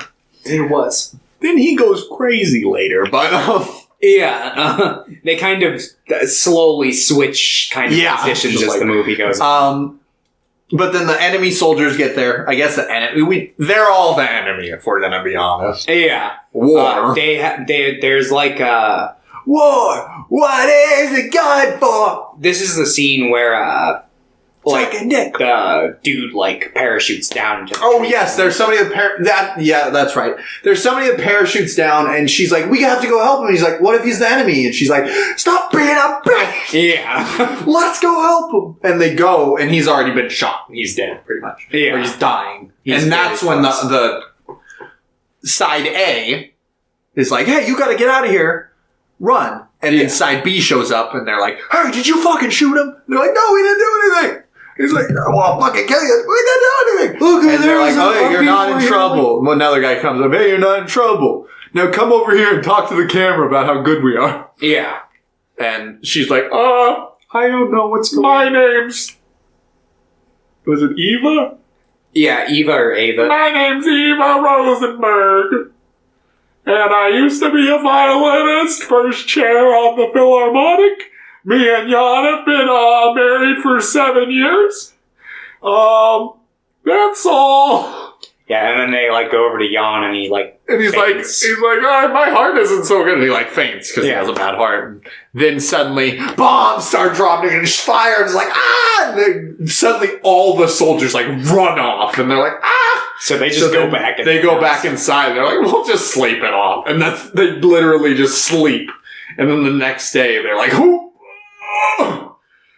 to get up. Yep. And then Jan fixes the car. Yeah, and they're like, let's get out of here. We should take some of the chickens. Yeah. And she's like, well, I'm not going to kill him. He's like, I'll shoot him. And she's like, you're going to shoot the chickens? And he's like, I'm not wringing their neck. And then he tries to shoot when it misses. And you're like, I can't do it. Yeah, and she's like, you fucking bitch. And I'm like, shoot him. Then you do it. Yeah, just wring the fucking chicken's neck then. If he can't do it and you're complaining, then you do it. If you've got such big balls, you break the chicken's neck. But they don't do it. So they just get in the car and they drive through this fucking war-ravaged Faro, however you pronounce it. I'm sorry, any Swedish listeners who are listening are terribly offended. Hey, all the Swedish people listening, how you doing? And then, do they get to town? Or they get to stuck. A roadblock. Yeah. And then they come back. The ferry's gone, so they can't get off the island. Yeah. And then... they go back. Oh, they see that little kid dead. Yeah, they see a bunch of people dead, but they see that little kid. They see that group that was they see a group alive at one point, and then they're dead next time they see them. It's the school group that's like, come on, you can evacuate with us or whatever. And then do they go back to their house then? I think they do, because I know that they're at least intending to go back to their house, and I think they do make it there. And then I know that shortly after, taken in by Side A. Side A's back. They had won against the insurgents, pretty much. Yep. And they're taken in. And they're like, you're on their side. And they're like, no, we're not. And they're like, well, look at this video proof. And it's that video of her from the interview, but it's obviously dubbed over, being like, hail the resistance. They're the best. They're on our side. Whoop-de-doo. Yeah. I was actually kind of nervous here, not because of the video, but because they did mention when Side B came over, they were like, Side A was just here a little while ago. They're probably still nearby, so that could... they could probably view that as a trade. Well, and also they also bring up the point that their house is the only one that wasn't, fucking bombed out of... I think they said liquefied. Yeah. They had also said in that interview, they're like, so are you saying that you're not taking the stand? And obviously threatening. She's like, no, I'm taking a stand. So I thought it was just going to be that point. But no, they just dubbed over it. Oh, go resistance. And then she's like, that's not even my voice. And then they took her out of the room and they just beat the shit out of Jan. Yeah. And I'm like, what the fuck? And then the superior guy eventually gets in contact with him. He's like, I told them not to lay a fucking hand. First they take him to a room. Yeah, I think it's a classroom or something. I think are they in a school?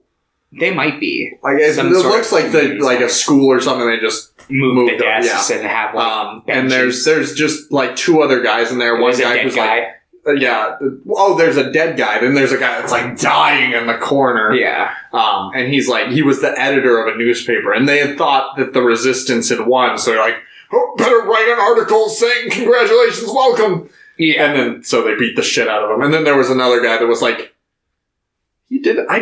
was the other guy? He was fine. He had gotten hit I think once, and he's like, they stopped when I started screaming. Yeah. I don't remember what he was doing there. These were just all people that weren't minor the resistance. Yeah. So they were like, well, that means you're on their side. Pretty much, yeah. So, but then they all pretty much get let go. There's one guy, I think it might have been that editor, who's like, he did have a death sentence, but now he's just going to spend a life sentence doing hard labor. Oh, much better. So then it cuts into the future. A bit, at least. I don't know how long it is. Probably like anywhere from a few weeks to a couple months, maybe. Yeah, but that guy, the superior officer that had let them go, or he had been in charge of letting everyone go pretty much. He shows up and he's like, "Hey, I'm your friend." And I'm like, "What the fuck?" He's like, "I could have thrown you in jail." And I'm like, "That's not what friends say. Yeah. That's not a good... Hey, you should be friends with me. I could have thrown you in jail." And I was like, "What the fuck is going on, dude?" I forgot about this part, honestly. And then he is the dick. And then they go up to him and Eva go up to the bedroom, and he's like, "Here's my life savings, 23,000 kronor." Yeah, and or kroner. I like how which is a lot of money. Like they had been spending they'd been like, "Oh, we need to get 10 extra here and there," which is a ton of money. Oh man, I just remembered how this whole thing ends up. But yeah, I like how earlier before he goes upstairs to give her the money, he's obviously making it very obvious that him and her at least somewhat maybe sexually involved. Yeah. Or at least interested. And he's obviously "I'm gonna fuck her." And Jan's like, "What the fuck? What the fuck's going on here? I'm not cool with this." But then they go up and he's like, "Fuck me. And here's the money." He gives it to her, but then he's like, "Ah." So then they go out to the barn. Yep. Or something. Fuck. The Jan's asleep at this point. But then he wakes up and he goes upstairs and he sees the money and puts it in his pocket and then sees them and he's like, "What the fuck?" So then he just sits down and cries and I'm like, "That's relatable."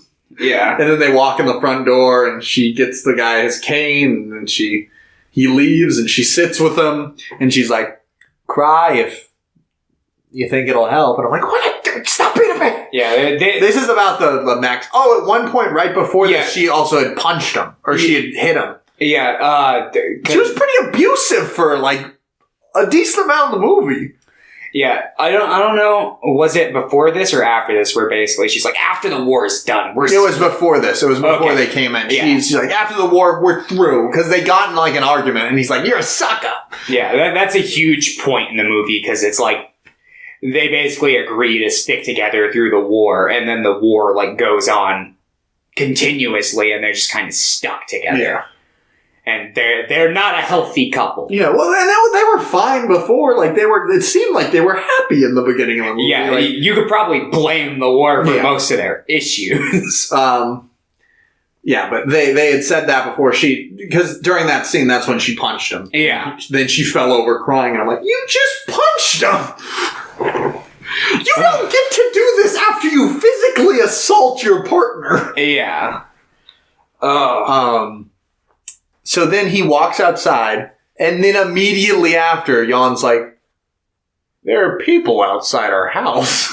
There are a bunch, and there's a group of armed soldiers, and they're with that guy. I find it funny because earlier he had mentioned, he's like, "Oh, I was probably followed out here," and then he like tried to pass it along like it was a joke, and then it turned out to be true. And who followed him? Was it his own side, or was it the? I think it's. Was it side B? I don't know if there was like some sort of coup or something. Yeah. Anyway, they say pretty much they're gonna kill him. Yeah. Unless they pay him or he pays them, and he's like. He had just given his entire life savings to her. Yeah. And he's like, "Hey, can I borrow that money I just gave you?" And she's like, "Jan has it." And he's like, "What money?" Yep. And she's like, "What do you mean? Get the money." And he's like, "Can I please have the money?" He's like, I don't know what money you're talking about. So they throw them all out of the house and they're like, "Well, we have to search it now." And when they say search, they mean we're going to run into your house and burn everything down and throw grenades in it and destroy everything. Yep. But they don't find the money. Nope. Because it's just in Jan's pocket. Yeah. Well, and they just never look at it. But so then the main dude of this insurgent group and of this military group gives Jan a gun and is like, "You have to kill him." Whoever the superior, I don't remember the superior's name. Heaven forbid he can't shoot a chicken. He throws down the gun, but he's like, "I gotta do it." So he picks it up and he shoots him 3 times, and the guy's still alive. I'm like, what the fuck? Yeah, because he's he not got him in shooting the for leg the head. first, Yeah. but then he got him in like the chest, and it looked like he got him like in the chest again. I'm like, you're still alive. And then a guy was like, comes up with a machine gun, and goes, yeah. And then they all drive off, and he's like, I get the money. We got the money. Yeah, and then this is a great scene because there's like fire everywhere because they're burning down everything. They're like, ah! Yeah. And then they start packing up to like leave, pretty much, and they just start walking. Yeah. And then they meet a soldier. It looks like a soldier that, like a young kid. Well, he was a soldier, right? He had a gun. Yeah. But he had, I think he was like a soldier that went AWOL with his friend, and he's like the only survivor of his like little AWOL group left. And he like tries to shoot them. Yeah, he's he like, hasn't who are slept you? for days. He brings up. And they try to like befriend him, or at least like that's what you think is happening. And Yeah. he's like, we have food, but then he's like falling asleep. He's like passing out. And as soon as he does, Jan grabs his gun. He's like, get the fuck up. And I'm like, Jan, what are you doing? You're going crazy. There's not even a fucking point But to what Jan is like, he's like fully out of it now. He's like, I'm crazy now. And he's doing anything he can to survive. And this guy's a threat to him no matter what. He's like, he had a gun and he shot us. So he's like, he's got to be a threat. So he like takes him into the woods pretty much. Yep. And he interrogates him and then he kills him. Yep. And the next scene we see him in, he has new shoes on. And he's like, I know where the boat's gonna be. So we just gotta go to the boat. And Liv Ullmann's character, what's Eva? Or Eva. Evangelion. Yeah, Evangelion. Even though I say Evangelion. But I just farted twice in a row. I heard that.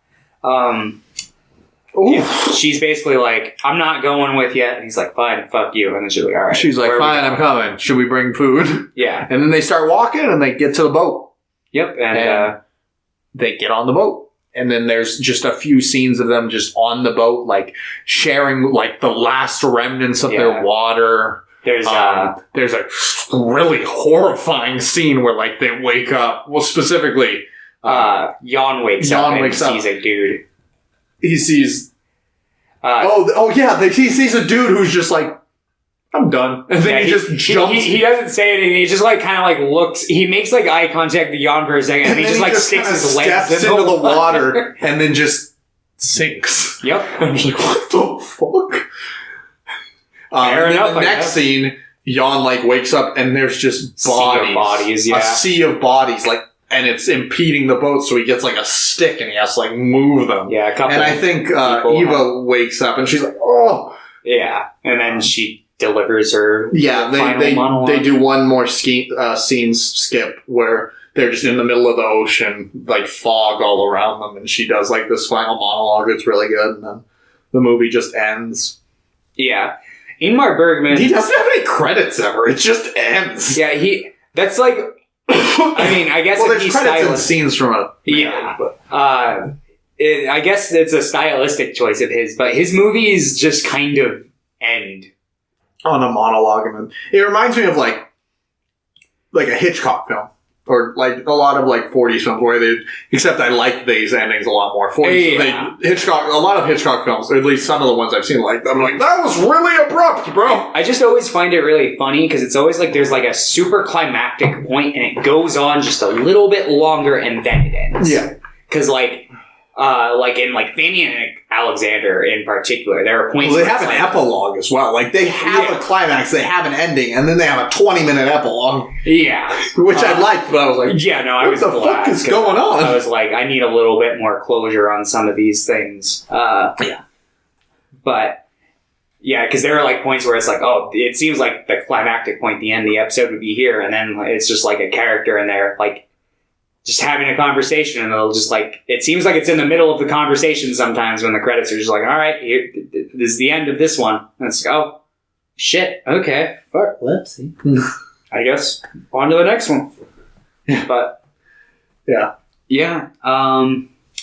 Shane's really fucking good. Yeah, I really loved it. It was really great. There were, it might be like the best looking one out of the four we watched, at least in my opinion. They're just like a lot of the war shots. All the war shots were done with miniatures. Yeah, I'd say it's either this or Fanny and Alexander. They both are like really good looking movies. No, there's some really good shots. And Scenes from a Marriage looks good, but it's also like small scale. They're usually in closed rooms and stuff, so you're not going to get a lot of like great shots. Like they're all good and they're all well made, but there's not a lot of room to like have amazing shots. But a lot of like the great shots from this films are probably like the big screen shots you see, like the one of them just standing near each other with like fire behind them. Oh yeah. The like big poster image, like, or at least the poster over here. Or like just the close-up shots of like Liv Ullmann's face. I'm like, beautiful.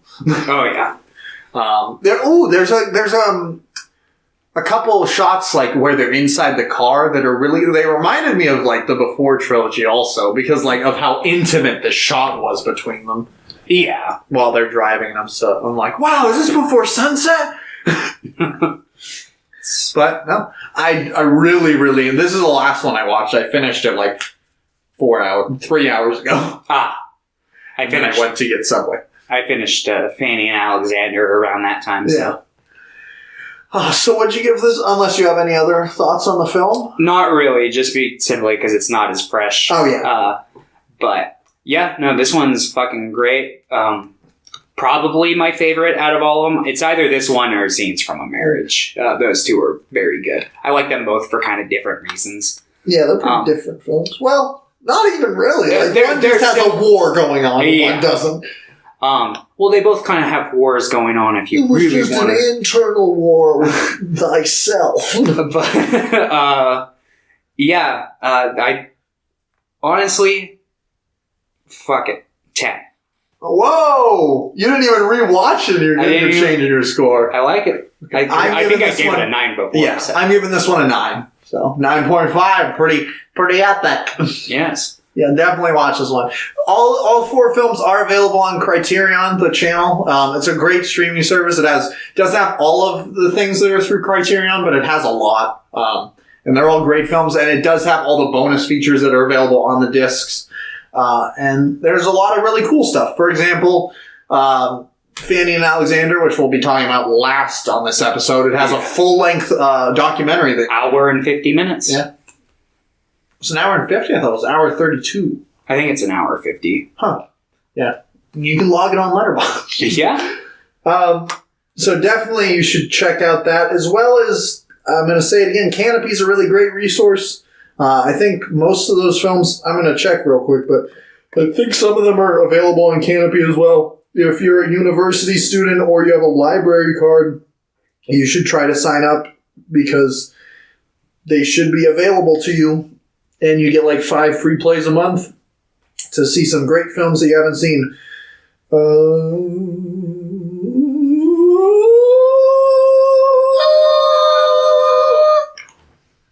Okay. So, my favorite from a marriage. Scenes from a Marriage. Just my cup of tea. Sad, depressing relationship drama that leaves you heartless. This is the one that I probably have the most notes on. So this is when we get into shit that we're going to be talking about for a long time, because the last the mini movies, series. Yeah, we're talking about the miniseries, which from the people I've spoken to about this and the things I've said, this is like the way to go, because it was both the next 2 things we're talking about, they were made as like miniseries, or at least like designed to be like this long. I don't know if they were designed to like be on television, but they were. Okay. And then because Ingmar Bergman was just so internationally famous, they cut it down to film like cuts. 3 hours, 10 minutes for both of them. And release them. But this is the way to go. Even if you watch it as a film, which is pretty much what I did, like as in one sitting. Yeah, that's what I think you should do. I think especially with this one. I think Fanny and Alexander you can have sit for a little longer, but I think this one I works. spaced out Fanny and Alexander a little bit, but this one I watched just straight through. I watched Fanny and Alexander. I watched the first part. Yeah. And then I watched all of Scenes from Marriage. And then last night I watched the rest of Fanny and Alexander just because it was weird because I was supposed to watch Scenes from Marriage with somebody else. Yeah. And then that didn't end up panning out. I'm like, well, that's awkward. But I didn't want to just go back after I had started one. So I started one, started another, and I didn't want to jump back, so I just finished that one. Mm-hmm. But I think Fanny and Alexander, just the way it was formatted, I think it could work better than this, at least. Yeah, because this one... like watching like one part a day. Like if you can't...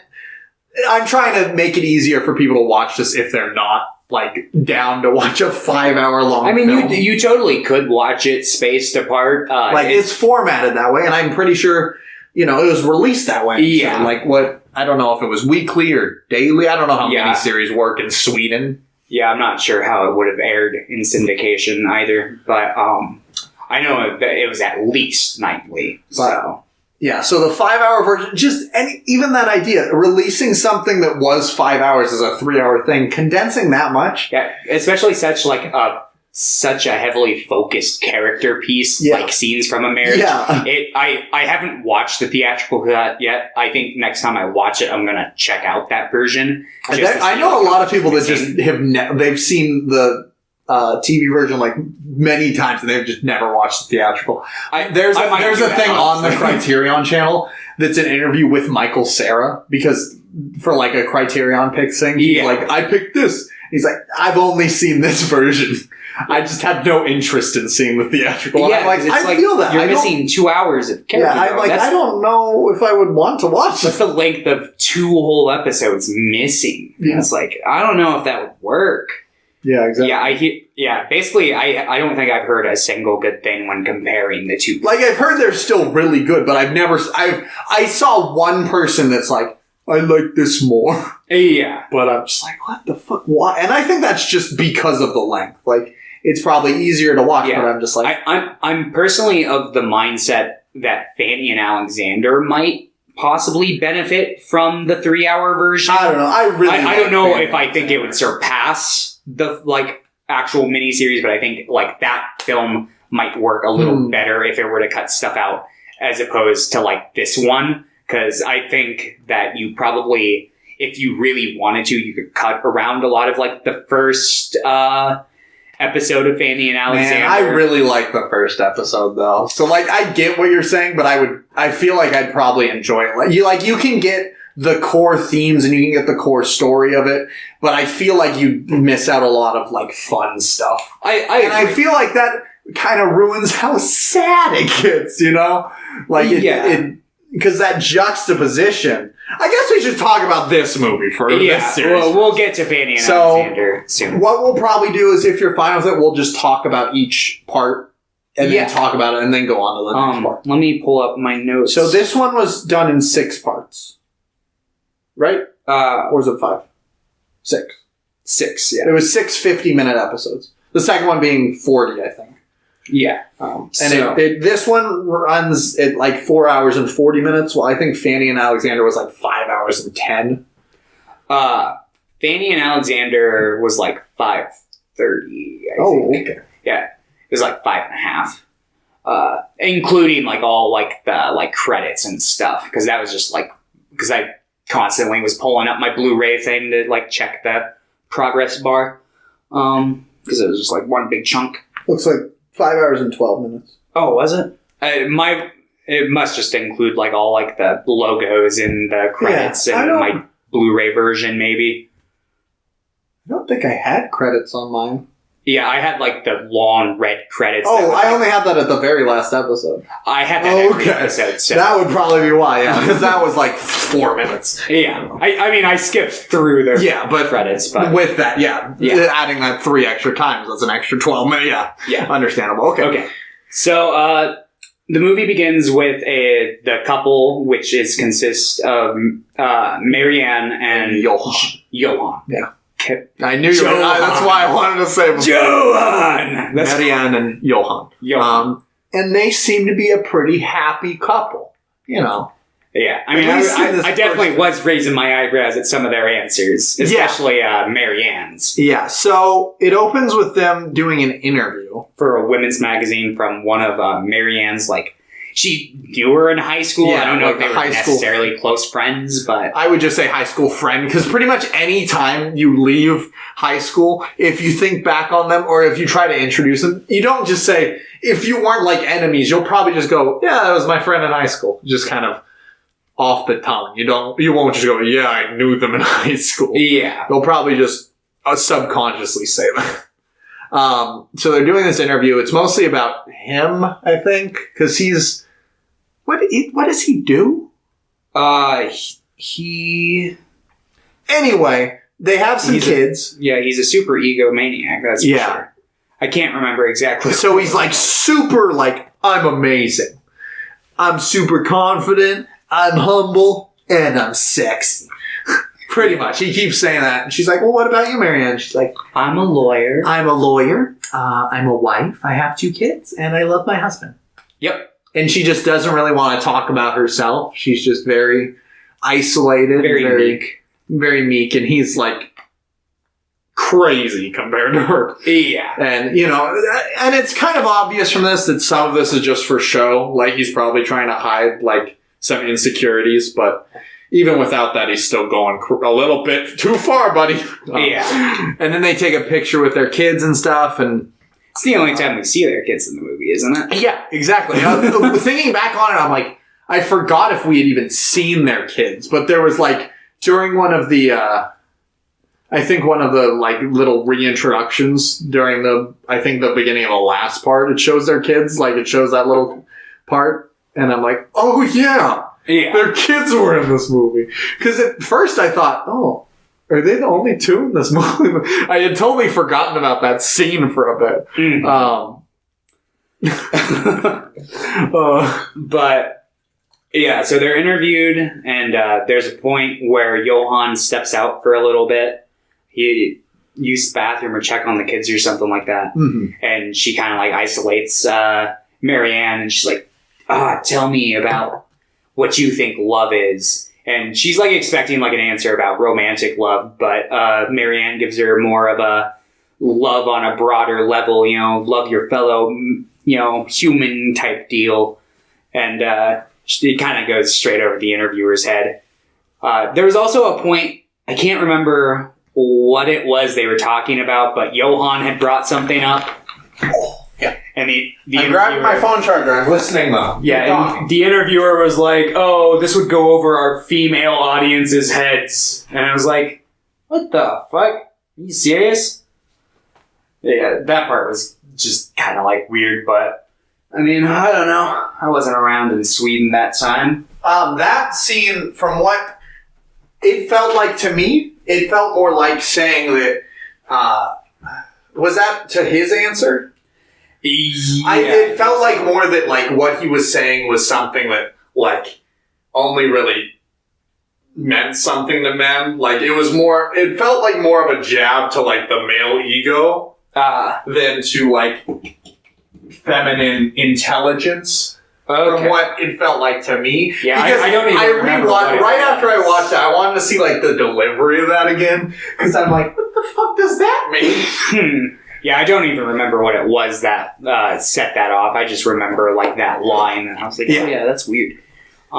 That's the only part I rewound, because I'm like, that was weird. Oh. So, then they go to their friend's house. No! What? Oh, I fucking deleted the note. It's okay. I have a recently deleted folder. Okay, so they go to their friend's house. No, the friends are over at their house. Oh, yes, they are. And, gosh, so, this scene is... This scene's rough. Yeah. This scene's, like, literally just it's the ending of Before Midnight. Yeah, so... But if they started this 5-hour movie with it. So, what are their names? Gumbel and Chi-Chi. I don't... That's not their names. Yeah. But I don't have my phone anymore, so I can't check. Yeah, I don't remember what their names are, but this is the only time we really Gumbel and Chi-Chi, they're at their house and they're just talking, and then they just start fighting pretty much. Yeah. Like, kind of out of nowhere. They're like doing little jabs, and then they just start doing like a full-blown fight. Yeah, like, fuck! Because basically the dude is like, because they're making little passive-aggressive jabs, and he's like, no, we've been fighting a lot. It's been hell at home. And then she basically is like, what the fuck? And he's like, what? They're our, like, best friends. Yeah. They can know. And she's like, well, if you want... They're like, well, then divorce me, you coward! Yeah, and He's they like, just start getting... He's like, let's do it! And she's like, you won't go through with it. Yeah, they're fucking... And they're like, well, maybe we should leave, because we're probably invading on their privacy, and we're being crazy and fighting. Yeah, and it, like, resorts to, like...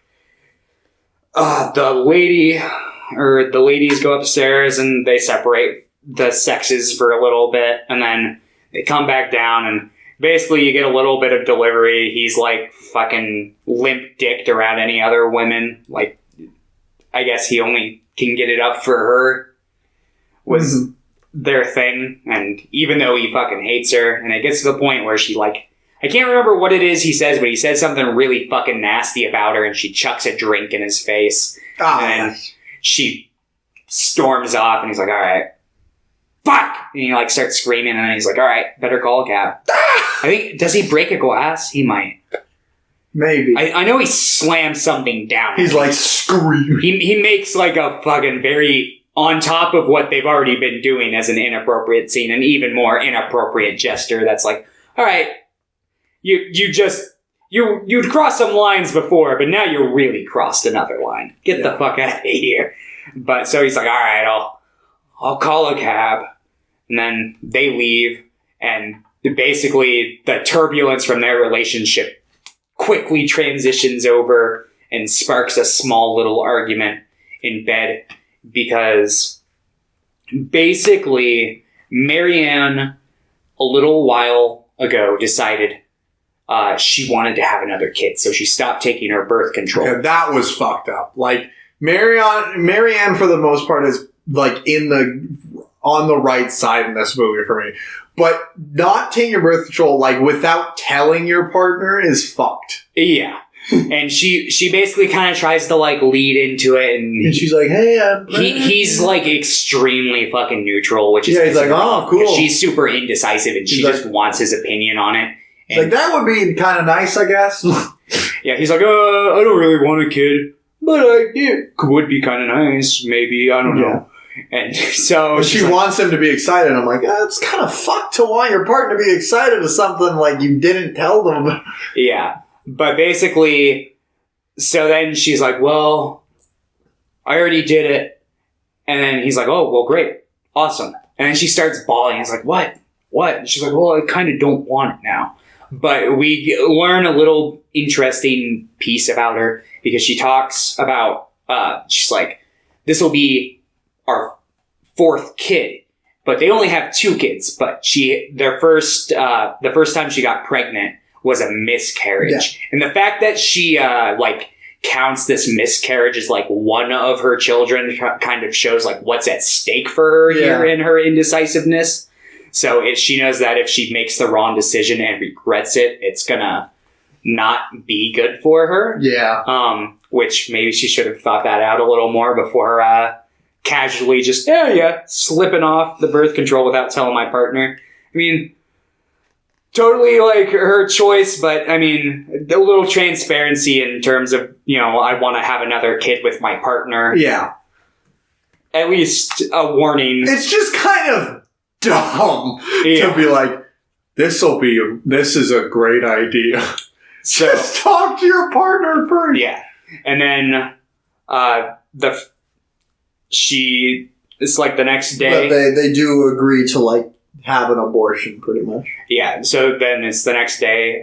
Johan goes up to visit her, and she had an abortion, and he can't stick around very long.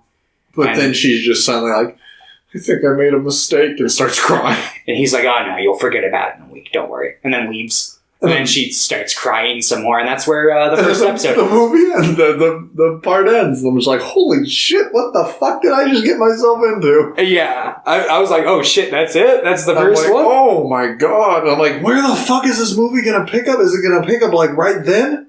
And it picks up a little bit after. Yeah. Well, we don't even know really. Like, probably a couple months or... Yeah, you can assume, like, it's some time has passed. Not, like, too much. I think during the opening credits, they usually give you a little blurb on, like, where it is. And I think they said a month or two has passed or something like that. So, she tries to cancel dinner with her mother. Ah, yes. But she ends up backing up because her aunt's, like, in town. And yeah, her mother's like, well, your aunt's in town for this time. She's not even really here. Yeah. So she just kind of folds and decides to go to dinner with the mom. And then, like, immediately after that, she's just kind of spontaneously decides, oh, Johan, you can give me a ride to work today. It'll be nice. And that pisses him off. And they're in the car, and he's like, I don't like doing things. I don't like things that's straight from my norm. Yeah. He's like, I don't like winging things. And she's like, well, I do. And he's like, this part made me extremely uncomfortable because he starts telling her the things that she thinks and likes, and she's like, do I? Am I?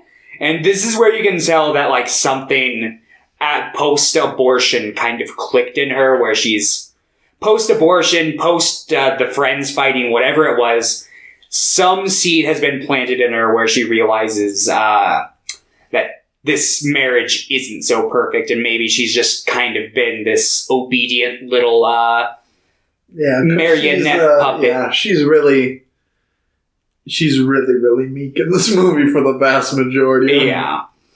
Oh god, I feel so bad for her character as it goes on. Yeah, but this one's fine. They're fighting more, but. Yeah. Nothing major. Nothing quite major yet. Yeah. What else even happens in the second part? I've got the notes for, I think, the rest of the second part here. Let me see. Mm-hmm. Yeah, so Ava, who is an old friend of Johan, visits him in his office and tells him that he writes shit poetry, and he gets really offended. Yeah, and at one point he's like, well... There's at least one person that loves them. Yeah, and I just thought it was his wife. Well, yeah, but he said he was writing in a secret. I didn't put those two things together. Yeah, I kind of from the beginning I've been sniffing out this Johan character. I'm like, something about him's off. I just assumed that he was like being good and like doing stuff. The second he said secret poetry, I'm like, oh, I know what's going on here. Yeah, but he does that, and then she's. What is she doing at this point? She has the old woman who is in a 20-year loveless marriage. Oh, yeah. Well, it was after 3 years, I think. She's like, for the last 17 years, I haven't been in love with my husband. Yeah. And she told him that 17 years ago. He's like, well, just stay until the kids are gone. So she did. Like, and now they're all gone, and I can have my divorce. And I was like, oof. And Marianne, like, kind of, like, connects with that a little bit. And I'm like, oh, no. Yeah. The film ends after that, right? No. There's a little more. Marianne and Johan have lunch where she brings up traveling, but he's going to stick up his ass. Because she's trying to see that, like, their marriage is love, and she's like, we're kind of falling out of love. Let's try something. So she has a bunch of pamphlets, and she's like, let's travel. And he's like, well, I could just go fishing. And she's like, but that'd be here. That's not the point. He's like, I don't see the point. Yeah. And then they return home. She's like, fine. That night, because this is like when they were like on their lunch break at work, and then they get home at that night. They get into a slight scuffle discussing their deteriorating sex life. And they go to bed, and Marianne offers, she's like, you can make love to me. And he's like, not tonight. And he like turns around and turns off the light. I'm tired. And I like this shot because it's like a really good shot. And then she still gives him the affection. She like kisses her 2 fingers and like kind of like taps him on the ear. Mm-hmm. And it's like, oh, you poor, poor woman. And this is where my notes end. I only recorded notes for the first 2 parts, but that's where the second part ends. But from this point on, happens. yeah, I remember it pretty well too. Okay, so, everything's been pretty slow here. Like The first two have been doing major some little setup. setup and stuff. You're thinking, okay, things will probably start going bad. You just don't realize how fast that's gonna be. Yeah, because So, obviously, I knew that, spoiler alert, affair. I knew that Johan was involved in some sort of an affair, but I didn't figured, know the lengths. I thought it was like kind of a budding thing, like so starting to happen or something. See, I figured it was going on, and I figured at some point it would. I figured it was going to be like left in the dark a little longer than it was. But no. Nope, Instead, just straight up. Chapter 3 starts. Johan has been gone for a certain amount of time. He was on a business trip. And he arrives at home, and she's like, "Can I make you a day early?" Yep. Specifically to their like summer home. I believe. Because they were there, her and the children. Yeah, and he arrives, and he looks tired and stuff, and she's like, "Can I make you a sandwich and a beer?" Yeah. And specifically in every Bergman film, pretty much, Sandwich they love and beer. eating sandwiches and beer. I guess it's sandwiches and wine, and shame. Yeah. Because they get some wine. And he's like, "Sure, make me a sandwich." And they're eating sandwiches together. And he's like, "I have to tell you something." And I'm like, uh-oh. Then I thought, what if I just end the movie here and pretend that he said, "I'm sorry that I haven't been as present lately, and I'm going to try harder on our relationship." Then you would have missed out on a lot of sadness. So he's like, "I'm in love with someone else." What's her name again? It's Paula. Paula. Yes. Fuck Paula. I'm in love with Paula. Yeah. And she's like, he keeps going on. This entire movie is him being brutally honest about all his feelings and about how much he adores this other woman. And Marianne's sitting there, shocked and like horrified. Oh, poor Marianne, dude. At first, she's like trying to be accepting. He's like, "I need to leave." He He's says, like, "I'm leaving to Paris tomorrow." Yeah. He arrives and he's like, "I'm leaving to Paris tomorrow." And she's like, "What?" She's like, let's go to bed. Let's just go to bed. And she's like, "How long will you be gone?" He's like, "Well, I took a month's work with me, and I have 6 months work leave, so at least 7 or 8 months." And she's like, "What the fuck?" Yeah. She's like freaking out, and she's like, "Will you be back?" And he's like, "I don't know." And I'm like, "What the fuck is wrong with you, dude?" Yeah, and she's like, "What do I tell the children?" "I don't care. Yeah, do whatever you want. They're spoiled." And he's like, "But it's not your fault." I'm like, "You're kind of implying it is, bro." He's like, "It's neither of our faults. It's And I'm just like, we got." "What do you mean it's neither of your faults? It's either both of your faults or one of your faults. It's not neither of you." Yeah. You can't just have a spoiled child without some kind of parenting going on. Yeah. And oof. So she's trying to like just take him to bed. She's trying to like kiss him to like get him to stay. She tries to like, And he, oh my god, I hate how he fucking strings her along because he's like, "Yeah, he's like, this "I marriage feel is over, but I kind of am in love with you more than I ever have been right now." What the fuck does that mean? I He's get, like, "Even talking to you makes me not want to go." And she's like, yeah, "I'm going to." And I'm like, "Ah!" it's like, you fucking asshole. "I want to strangle you." Oh yeah, no, Johan grinds my gears, but not as bad as Bishop. But we'll What? get, Oh my we'll god, get to the Bishop actor who eventually. played him, I can't remember his name off the top of my head. Yeah, Johan. He was so good. he's Both good. of the performances are amazing Yeah. in this movie. He's such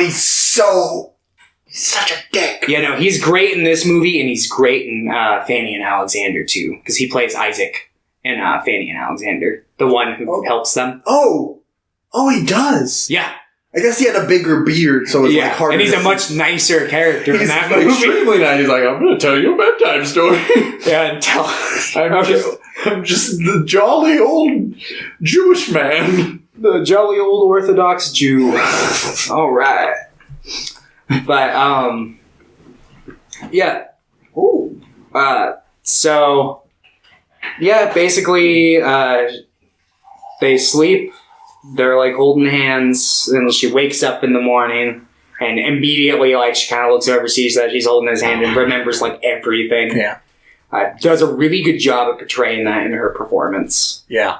Just a lot of, like, visual cues. Like, they don't have to say anything, but you know exactly, like, what the character's thinking. Yeah.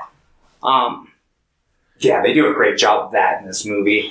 And he wakes up, she wakes him up, and then she's like, do you want to pack your bags first or have breakfast first? And he's like, pack. So she's helping him pack. She's helping him do everything. Yeah, and he's like, all right, this is fucking weird. Go make breakfast. And I'm like, what do you mean go make breakfast? You make breakfast, you dickhead. Yeah. I can't help. I'm like, Marianne, why are you doing this for this man? And why are you making him breakfast? And we figure out why later. She gives a bit of exposition, and it's so sad. It's so sad. She's really like a drug addict for this man's affection. Like, ooh, I cried a couple times during this movie. I was like, oh my God, Marianne. I didn't cry during this one. I cried during Fanny and Alexander, though.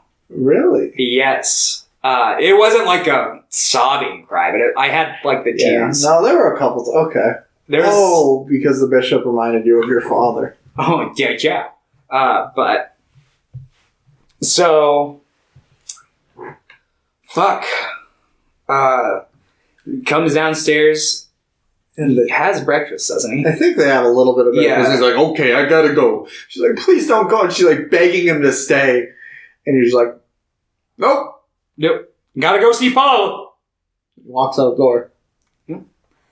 And, I don't remember.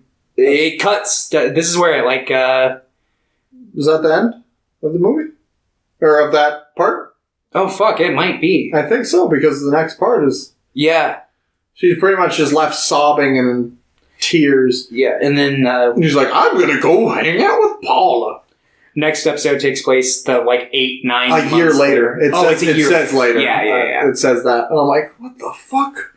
And they it's so awkward. Because he comes over for dinner. Because Paula's in London. So he comes back to visit her. She's in you? Yeah, she was in me. Pegging me. Nice. 20 years before I was born. Whoa, bro! Pegging! That's rad! You were born in 1980. Oh, wait, no. Never mind. I thought this was 19... Wasn't this, I guess, 21? This was 76? This is 75. Oh, 75. So I think. So 22 years. Yeah. I was That's thinking weird that to think. came out. This came out 22 years before I was born. Now it's been 22 years since then. Don't say shit like that. There was another thing. I saw somebody on Twitter being like, people are making fun of me because I'm only 12. Just because I was born in 2007. And I'm like, people in 2007 are 12? Oh, don't say that. Another thing. Mark Hamill posted a picture of a kid on Instagram being like, this is the kid that played, he played both of the babies in the end of Revenge of the Sith. And he's in high school now. And I'm like, oh my God! Oh my gosh, that's weird. I was so little when I went and saw that in theaters. Yeah. Oh my gosh. And the baby in that is now 15 years old. But, dude, before we know it, we're going to be playing chess with death. Seriously. Oh. Dude, the last few days, I've been just contemplating my mortality. I always do, and I'm gonna die when I die. I'm a pretty. But it's mostly just I've been alive for 22 years. That's freaking me out. Yeah, because I've told you that I don't have a lot of memories before I was 12. So it's only I only have a really good memory of last 10 years. See, but even that, I'm like, what the fuck? And I have I have memories from before then, but just not a lot. See, I'm like the opposite. I've got a lot of my childhood memories, but the older I get, it's I started smoking a lot more pot, so and that's just poof. Yeah, all my recent memories are kind of foggy, but I think I watched a Serbian film. I have such a hard time. Watch that for Christmas. A Serbian Christmas. They should do a sequel. That would be a festive film for sure. Milos's Hanukkah. Oof. But yeah, so Johan comes over for dinner. It's been a year, and she's like, and they haven't seen each other in, I think, like 6 months. So something had happened like 6 months. They had seen each other or something. Yeah. Probably he had come back and been like, hey, I'm going to be just staying in Paris again. Or no, he moved back, I think. I think they live in Sweden now. Him and Paula. And then, yeah. But he's living with her. And it's very awkward. They're like having some tea and stuff. Or no, they're having sandwiches and beer, actually. Yeah. And basically, he's like, oh, I missed you. And she's like, oh, I missed you too. He tries to kiss her, like, right off the bat. I'm like, you cannot do that, you piece of shit. You cannot be absent from your wife's life for a year while sleeping with another woman actively and living your own life with her, and then come back and expect a kiss from your wife. You piece of human garbage! Yeah. And then they talk a little bit. She's been doing better. She's been going to, like, therapy. And he's got, like, a job offer in the States. And he's like, oh, I'm going to be leaving. In Cleveland, I think. Or... yeah. I think it's in Cleveland or something. Yes, somewhere like that. I was like, what the fuck? Yeah. It indicated that he's living the life. But, yeah, so... Yeah, he tries to, like, get in her pants, and then she's like, no. He's like, okay, you don't have to do that. She's like, how about I read to you? I've been doing a lot of writing. My therapist says it helps. He's like, yeah, okay, you can read to me. That's fine. She grabs her book, she reads to him for a little bit, and... God, and it was such a beautiful the way the little scene story was presented... Like, because, it starts off, you see them both sitting on the couch, and it slowly zooms into her face the longer she reads. And you get really into it. Like, you get really invested. I don't know why. I cried at her story. I was, like, getting really emotional. I don't know why. It's just, like, her presentation of the shot and her cadence of her voice. He's a really good character writer. Like, he knows how to, like, add just like, enough. I didn't even notice I was crying either. I, like... reached to scratch my eye, and I'm like, what the fuck? I'm crying? And then it zooms, and it looks over to him, and he's asleep. And I was so angry. Yeah. I was so pissed. I was pretty upset, too. I was like, oh, you fucking piece of shit. Hold on.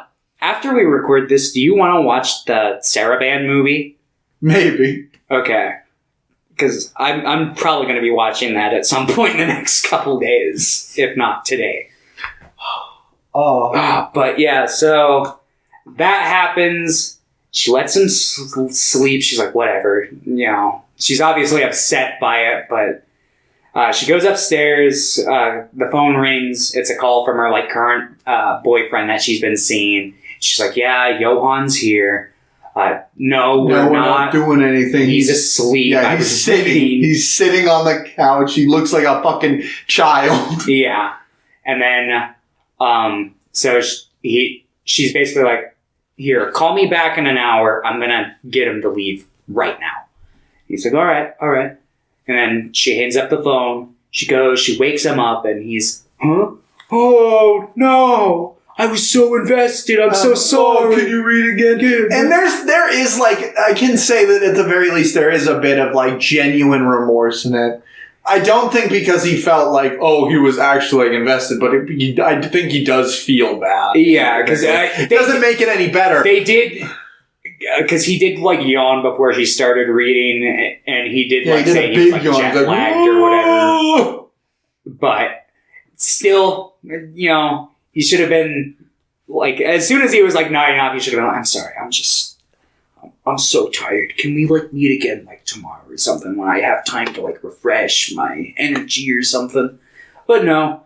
Instead, they wake up, or he wakes up, and then she's like, no, you should probably leave. And then, I don't remember exactly what, but at some point, he gets up into the bedroom. So and let's go lay in bed together. Yeah, they start to kiss. And then her boyfriend calls again. She's like, I'm in bed with him. Yeah. What of it? Don't call me again.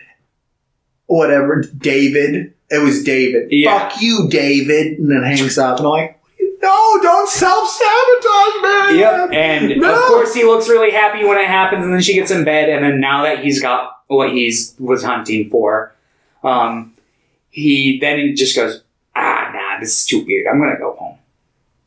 Yeah. It's like, you fucking piece of shit, Johan. You goddamn motherfucking garbage. But Yep. oh man, so how far are we, by the way? What's the runtime? 210. 210? Yeah. Probably be hitting about 310, 320. Probably around there. Most likely. Still got Fanny and Alexander to talk about. Now it's a little bit longer than this I one. think we've been talking about this one for about half an hour. So. Okay. Oh my gosh! I just realized. I love you. No. I love you too, man. Hopefully somebody will write. Pierre, write a fan fiction about us. Ooh. Remember, I'm the bottom. Yeah, he's like, all right, London's on bottom, and he says Eraserhead's bad. And then E10 destroys him. Oh, we gotta get some E10 shirts, man. Why do they E10? It's funny! E10! Just make a one E10 shirt for Pierre. No, I want one. Make 3 E10. Joe! Joe Boyle! The Eggman cometh. The Eggman taketh away. Joe. What do you want? If we made E10 shirts, would you buy one? Yeah, sure, I want to support you guys. I said it would be an E10 shirt. Yeah. Okay, cool. Yeah. E10 campaign, cool. E10 for President 2020. Oh, E10 for 1920. Okay, thanks for that. We just needed to know if you want an E10 shirt. Eggman out! Woo! So, that was the end of chapter 4, I believe. He leaves pretty much. That's that. I think so, yeah. So, cut another, 5 years. Yeah, it's been They're still married, but they need to finalize the divorce. So they're meeting up in her office. It's Johan's office. Oh, Johan's office. And he's like, I don't want to be here. It's small. And she's like, we're just filing divorce papers. Yeah. This is an intense one. Yeah, this scene is... This is like the mega intense. Yeah, this is The sixth part is fine. The sixth part is like... Yeah, this is the point in which Johan becomes the king of crud. This is the point where he definitely crossed the line, in my He opinion. becomes like a monster. He's like, I'm gonna kill you. Maybe not that far, but... Pretty damn close, though. I remember in the third part when he was like... I think it was the third part when he told her that he wanted to, he was in love with somebody else. At one point, I think he was like, I could just punch you in the face right now. Yeah, he's like... Oh yeah, whenever you look all prim and proper after I've been stressing, I just want to punch you in the fucking face. And that's when he says that the children are all spoiled too. And I'm like, yeah. What the fuck, dude? Obviously, he's been bottling Have you up... ever talked to a person before? Yeah, apparently he's been bottling up a lot of bad emotions. It's the same thing with the Before trilogy. I'm like, these people don't know what conflict resolution is. Yeah. Seriously. I don't think your fights with your significant other should devolve into, I'm gonna beat the shit out of you. It's like... yeah, I probably shouldn't get that far. So chapter number 5, she's like, I want a divorce. I might want to get married to the guy I'm with now. I think his name is Henrik or Henrik. Yeah. I don't know how to pronounce it, but it's Henrik. And he's like, what? He's pretty much like, well, me and Paula, I'm done with her. Yeah, I'm tired of her. Still been with her. I up to miss this point. you. I love you. I still love you. And she's just like, I don't know if we mentioned it in the when we were talking about the last part, but there was a passing line where he mentioned he was going to... Oh, yeah, I think we did bring it up, where he was going to be leaving Paula. yeah, he said he was going to leave Paula, but cut 5 years later, he's still with Paula. Yep. Then he's saying that... The job in the States failed, he's pathetic and miserable. Oh, wait. In chapter 4, there's the note from Paula. Oh, yeah, we forgot There's a note from Paula right before he leaves. There's a note from Paula. Yeah. And she's like, here, read this. And it's a note being like, I know that he's going to come running to you as soon as you leave. But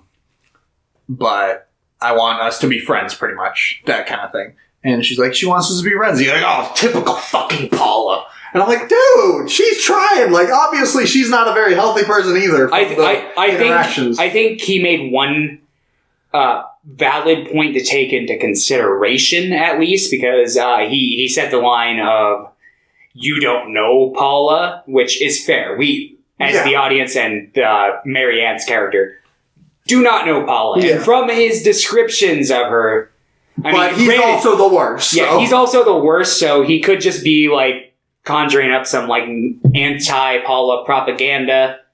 But, yeah, it's at least something to take into slight consideration, that her character would be trying to do something weird or shady, perhaps. But it's not really super relevant. It doesn't really come back into the story at all. But yeah, so basically they kind of just talk. Her life's doing much better. His is much worse. Yeah, he looks pretty pathetic too in this movie. He has he's like unshaven and his eyes are drooping. He's gained a lot of weight. Like I said, the performances are great in this. Like he looks like destroyed as a human. Oh yeah. And she's like happy now, and he like can't deal with that. She's like, he's like, please stay with me. She's like, do you remember I said this to you right before you left with Paula the first time? Yeah. So no. And she's like, I'm finally learning to be my own person. You should be happy for me. Yeah. We forgot to mention in the last part too, there's a bit. Sorry, I'm sorry. No, it's okay.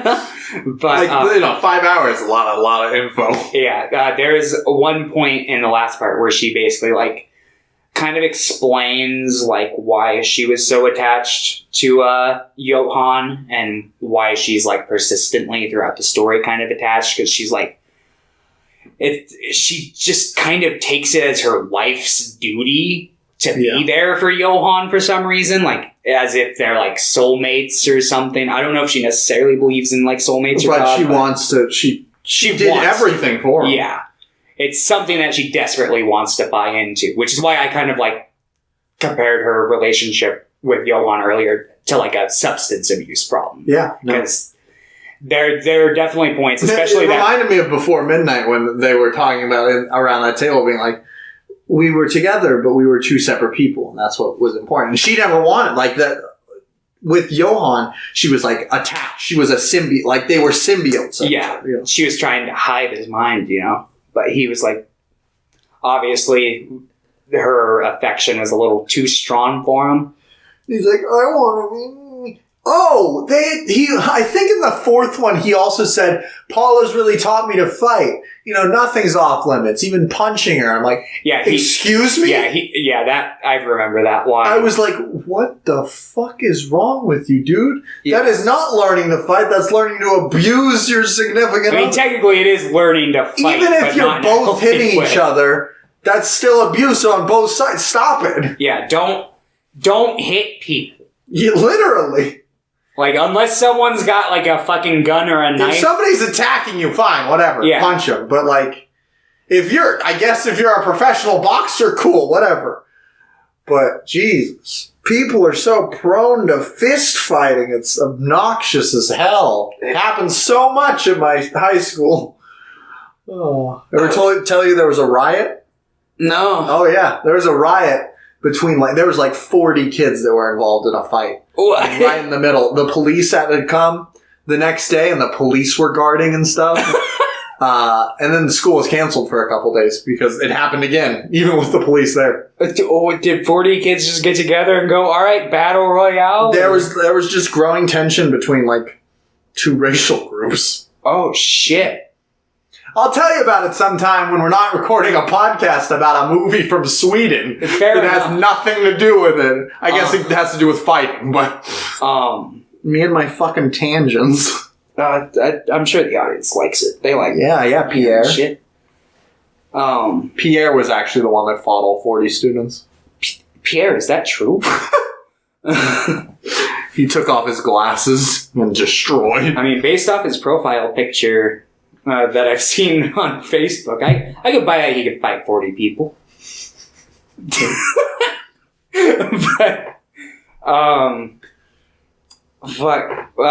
but yeah, so don't fight people. But so we continue on with the fifth one. Yeah. And he's just growing more intense, and she's like, just sign it. Yeah, and there's definitely like a tug of war. And she's, there are parts where she's kind of being a dick, but he's being way worse, so it's like, whatever. Yeah. She can do whatever she wants. I don't care if she fucking stabs him. Yeah. After all she's been put through, good for her. She's her own woman. She does whatever she wants now. Yeah, but tensions start to rise when she offers, hey, you want to have some sex real quick? So they do, and he doesn't last very long. In fact, not long at all. Yeah. And that's that. And then she's like, all right, well, we can go through with this divorce, and we can go out and get some dinner and celebrate. And then he doesn't want to sign it anymore. Yeah, he's like, I don't want to sign it anymore. And she's like, oh, why the fuck not?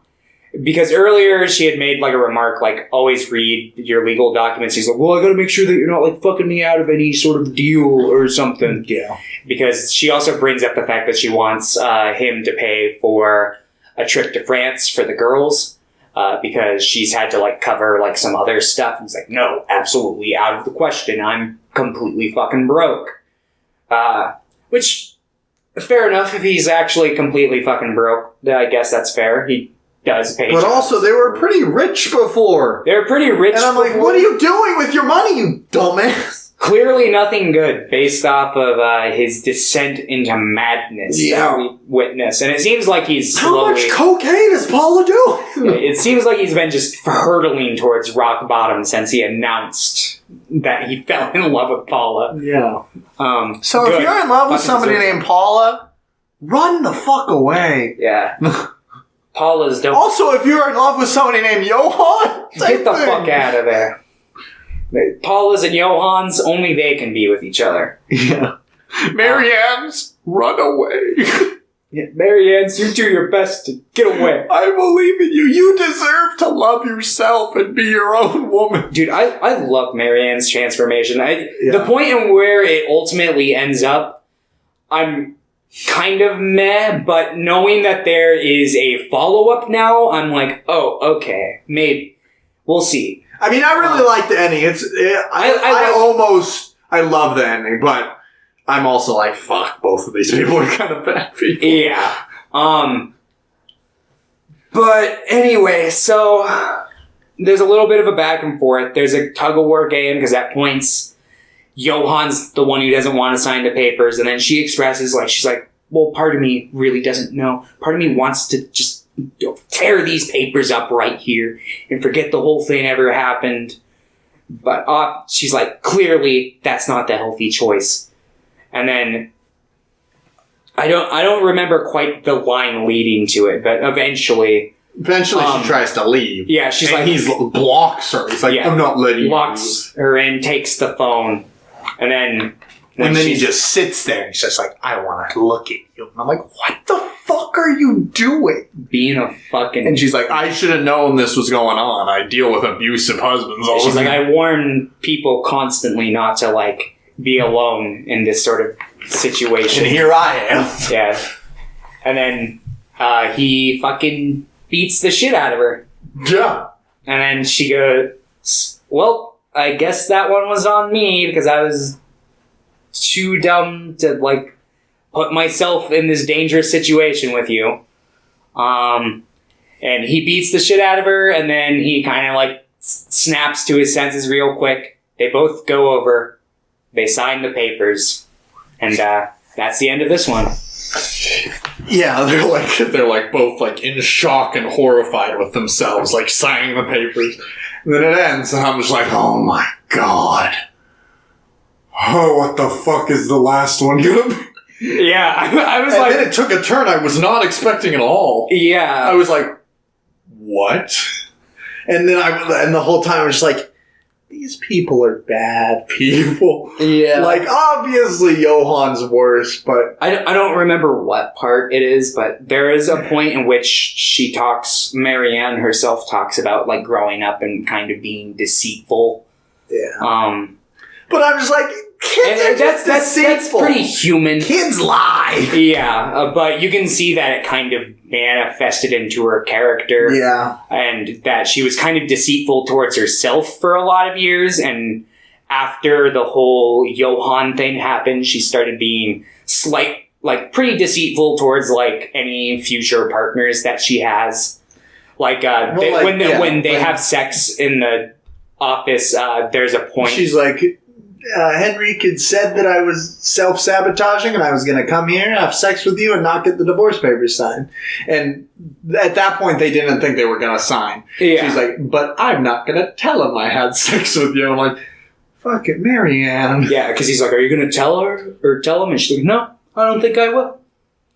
And it's like, oh, well, that's kind of shitty, but... So, Six opens up, and he's... talking to the assistant or whatever, Ava, the person, the one who told him that his poetry was shit. Yeah, and she was like, "I'm not going to have sex with you anymore." Yep, and she's kind of pissed about it. And I think mostly because she's like, "Hey, why aren't we having sex anymore?" He's like, "I don't want to." She's like, "Well, you could have told me." Yeah, because she has to confront him, and he's like, "All right, fine, it's over." She's like, "So you were just gonna keep going until just I brought it up? Fuck you." And she's like, she thinks it's like this young intern or something like that. I'm not... Very young, very sexy. Yeah. And then he goes to pick her up. I had a sneaking suspicion, obviously. Yeah. As soon as this happened, I'm like, wait a minute. But just the way it opened, I'm like, oh no.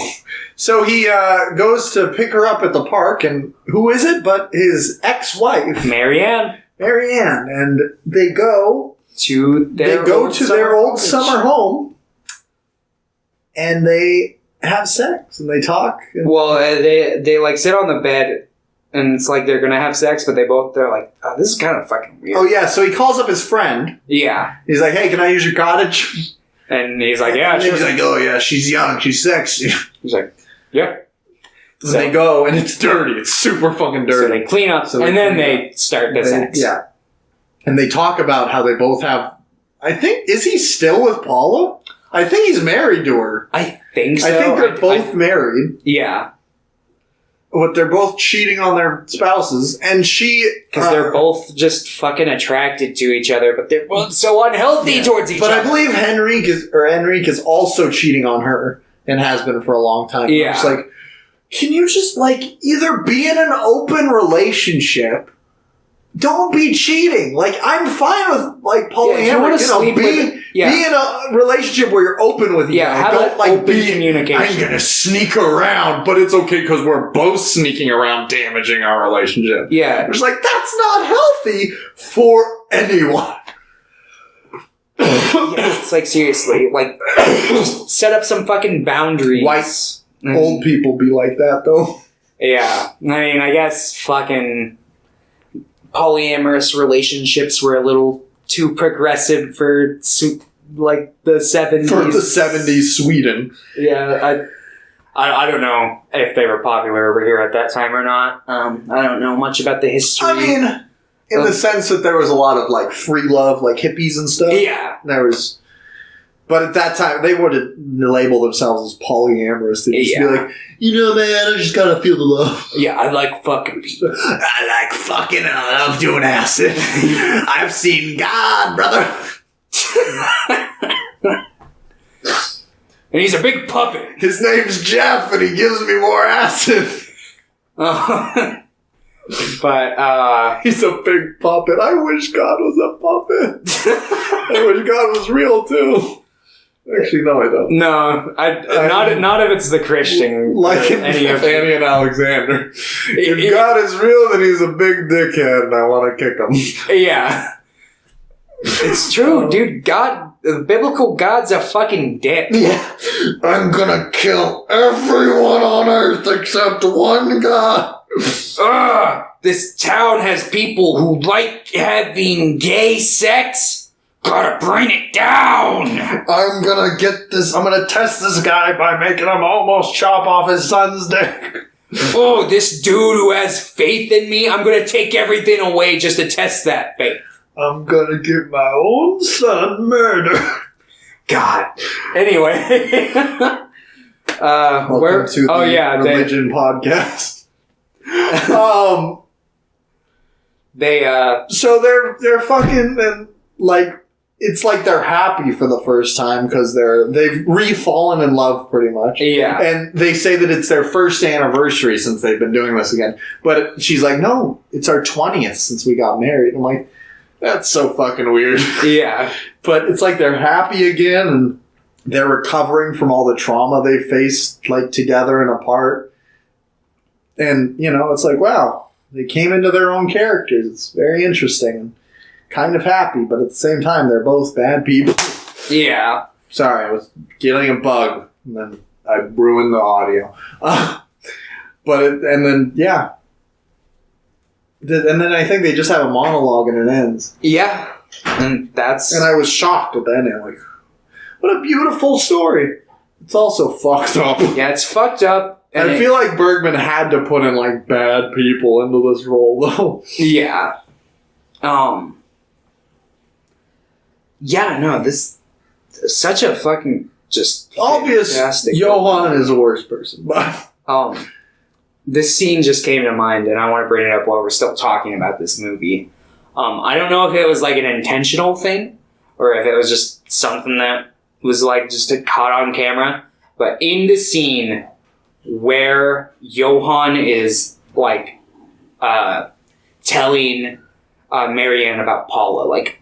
In part 3, when they're like up in the bedroom, like during that whole sequence, there's like a cockroach crawling around on like the bedpost behind Marianne, and I was like, oh, is this like a Call Me by Your Name with like the flies kind of deal? Like, is it intentional, or was there just a fucking cockroach on the bed and they just put it in the final cut?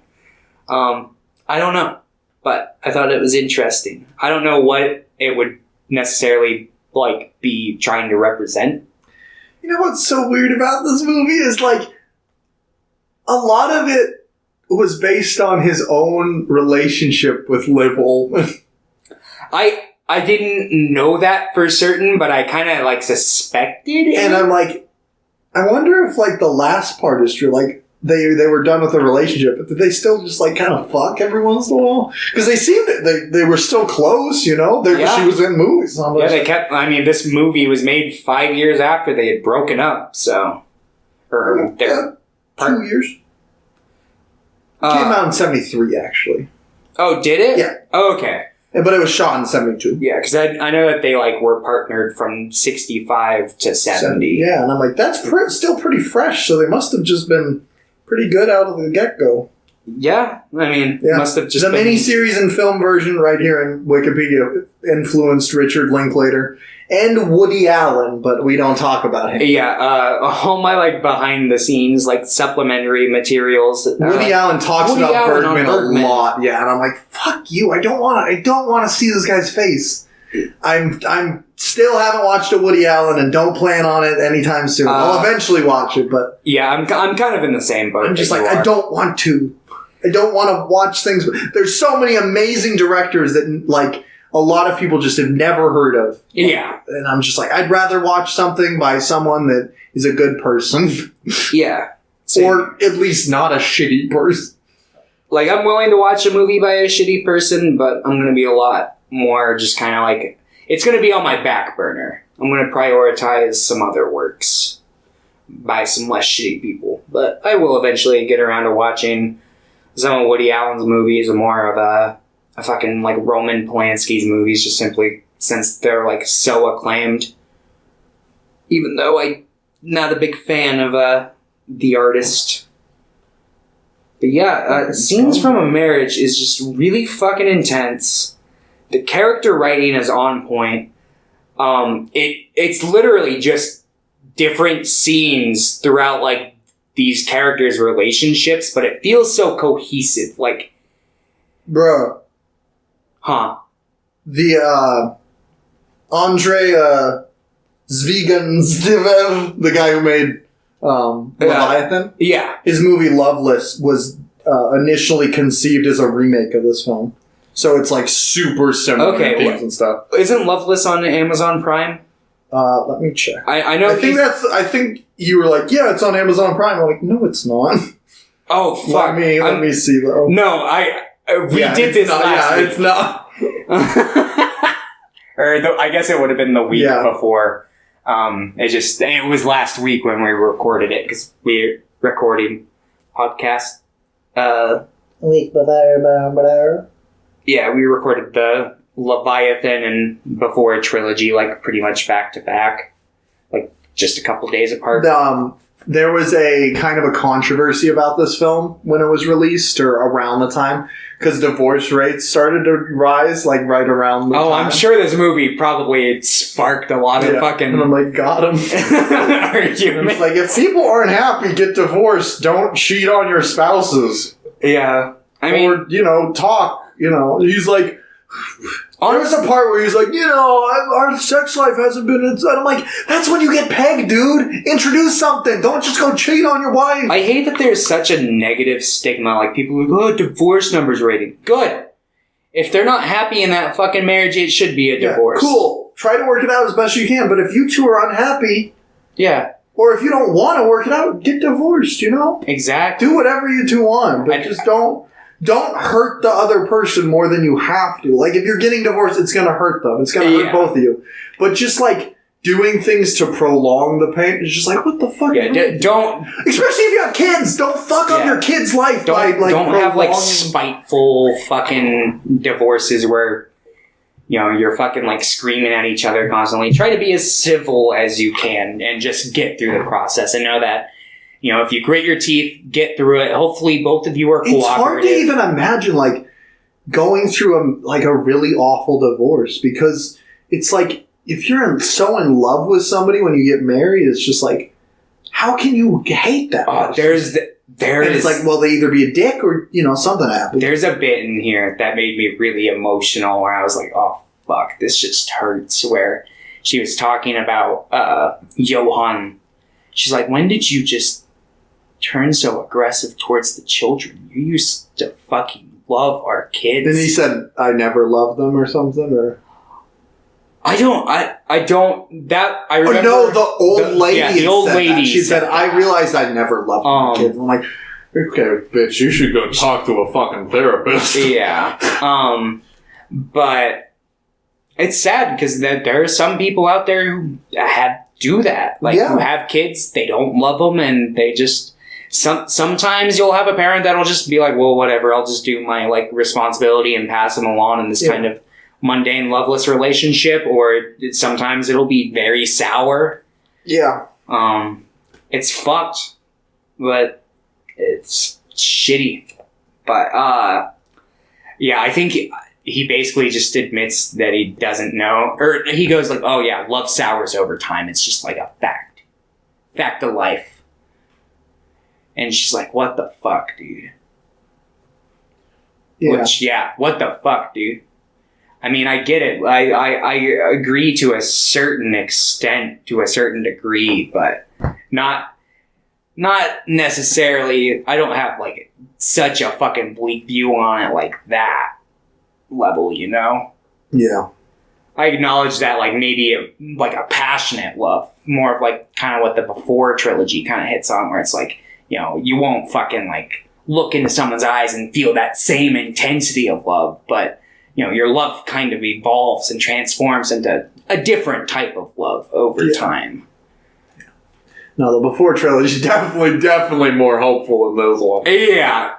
This was like the fucking third installment. Right before Midnight came out, that Ethan Hawke and Richard Linklater said, this is the Scenes from a Marriage is the standard that this movie needs to be judged on, which is completely understandable. Yeah. The other ones, like, they have similar themes still, but those are like romance films, while the third one's more of a drama. This one's more of a drama. Oh my god, can you imagine if they kept making like Before movies, but they just progressively got more fucked up and more like this movie as they went on?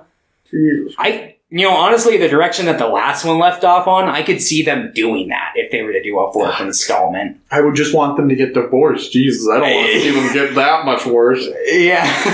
It's just, instead of a 40-minute fight scene, it's a 2-hour fight scene. Well, maybe the next movie, it'll be 9 years, so maybe they would have already gotten divorced, and it's like, at the point where this movie leaves off, they're fucking again. I could honestly see it doing that. Yeah. I'd be so sad. Oh, man. Do you have any other thoughts on this one? This guy? Not really, no. Not at the moment. I only watched through it once, but I look forward to watching through it again. Yeah, definitely. Yeah, you ready to give the scores? 10. 10. Yeah! Yeah! I fucking love this movie. Yeah, this is good. Honestly, this is like one of the best films I've ever seen.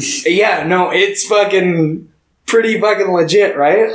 Ingmar Bergman. Like, it's hard to say that it's in like my top 15 or anything, because I would need to watch it again. Yeah, you don't have that sentimentality towards it. But like, which is weird, because I can say now that Before Sunrise is now in like my top 15 probably. Hey, you've watched it a few times, yeah? Just twice, but it's like, I'm probably going to rewatch it again like sometime soon. I might watch it on the plane while I'm flying. Does your set come with like commentaries and shit? I don't know. I should, after this, we should check it out. Maybe we can watch the little 30-minute documentaries on there. I'd be down. Oh, Jesus. Yeah, that drained. Okay. You want to take a bit of a break before we get into Fanny and Alexander? Yeah, sure. Okay. We'll be back, guys, very momentarily. Fanny and Alexander, Act 1. Welcome back to the podcast. We're going to be talking about another 5-hour-long movie. This is actually the longest movie we watched. This might be well, I guess it's a mini-series, technically. It's a movie. I was going to say, this is the longest movie I've ever seen, but, I mean, I guess technically you could consider, like, all mini-series movies if you go by, like, that kind of... I kind of do. I typically do, like, too. mini-series are format, like, the way they're formatted, it's just, they're usually just long movies in different acts, you know? Yeah. But, I mean, I haven't seen a lot of miniseries. I've seen, like, a handful.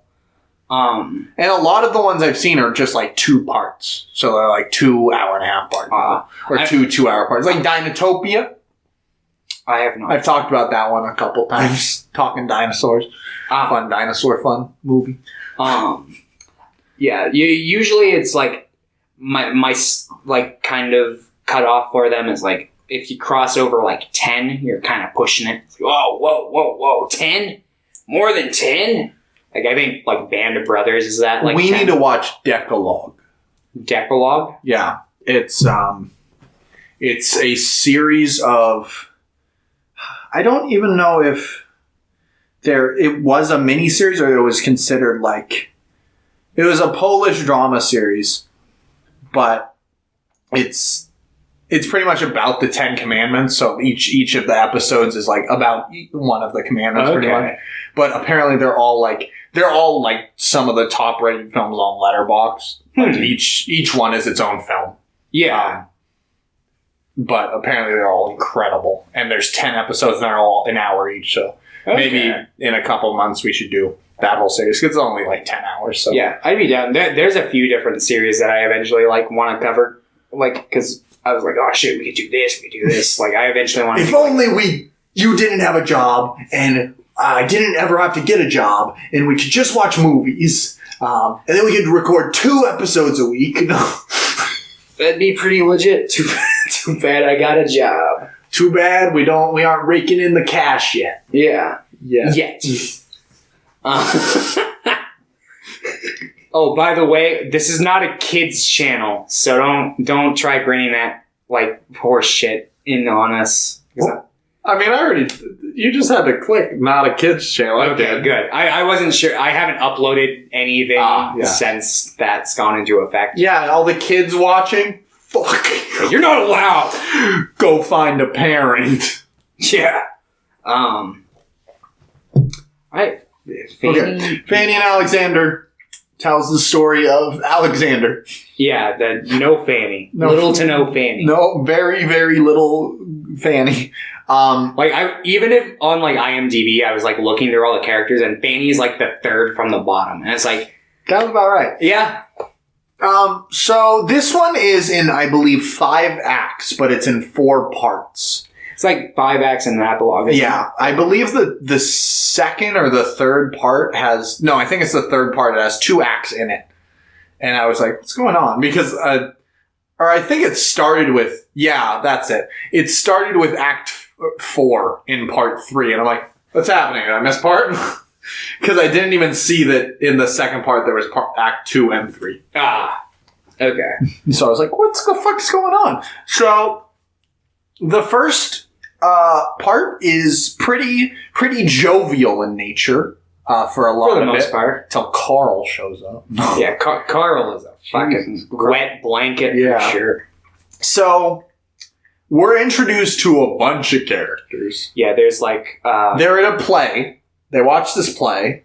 Well, we start off the film with just Alexander. Because we see that he's, like, in this little, like...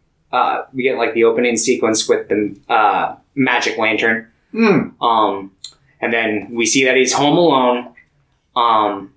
He's kind of going around. He's like, hey, is anyone here? You know, Grandma, Fanny, Emily, Mom, you know, anyone? No one's there. So he just kind of plays around. He, like, sits on a throne. He lets a mouse out of a mouse trap. And he goes under a table. And then he sees a statue come to life. And he sees the Grim Reaper. The Grim Reaper looks so goofy. Yeah. I'm like, this is amazing. I really enjoyed it, but it did look kind of goofy. But they just kind of show it, like, dragging a scythe across the ground. And, like, you see it, like, vaguely behind some, like, plant that's in the house. And then the family shows up, and they are the Eckharts. Is that their name? Eklund. No. I mean, Echoed. No. I just had it in my head, and then you said it, and I'm like, Ekdal. Ekdal. Yeah. I've got most of the characters' names. The only major character whose name I don't have is the maid who limps. Maj, that's what it was. I love her. Yeah, she was a good character. Okay, so this first part, a bunch of stuff happens, but a lot of it is like introductions of all of these characters, because there's a lot of characters. There's Alexander, who's this 10-year-old boy who lives with he's 10 at this point. He's 11 later. No, he's almost 11 by the end of it. Okay, because I know he has that line. He says, I'm almost 11! Because there's that part where the dude's like, oh, yeah, you're pretty smart, especially for a 9-year-old. He's like, I'm almost 11! Yeah. He says, I'm nearly 11. Yeah. You know. Said that in perfect English with a cowboy accent. So Alexander is the main character. He sees Fanny ghosts. is his sister. Fanny is his sister. Even though it's called Fanny and Alexander, we see her very, very few times. Yeah. And she doesn't have a huge significance to the story. No, not really. And then there's Oscar and Emily, which are their parents. Oscar is like the leader of a theater as well. That's an important thing. Helena is his mother.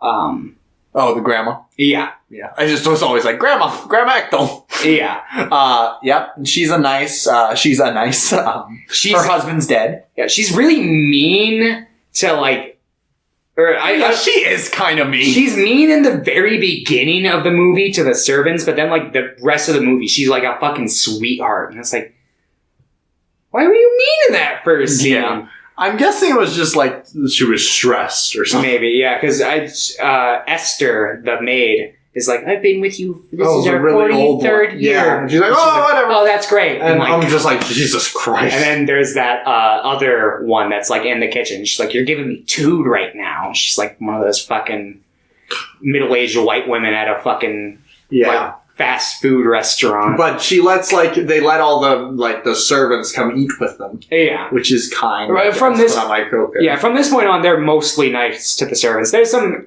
the occasional eyebrow raise where it's like, yeah, okay, it might be a little demeaning, but for the most part. The siblings. There's Carl. Yeah, Carl, and I don't have his wife's name. I didn't catch it. That's what I'm trying to remember right now. And then there's, Carl and his wife, and then there's the other, third brother and his family, which is Gustav Adolf, his wife Alma, their daughter Petra, and then Gustav Adolf has this Maj, the maid with the limp that we'll talk about more here soon. She's his mistress. So and his wife knows about it. Yeah, it seems like they're just pretty open about it. Yeah, see, couldn't Johann, couldn't they talk? Yeah. So they have this little play performance, and then Oscar gives this speech where he talks about, he's like, oh, I'm really bad at giving speeches and stuff, but I write down more of the specifics.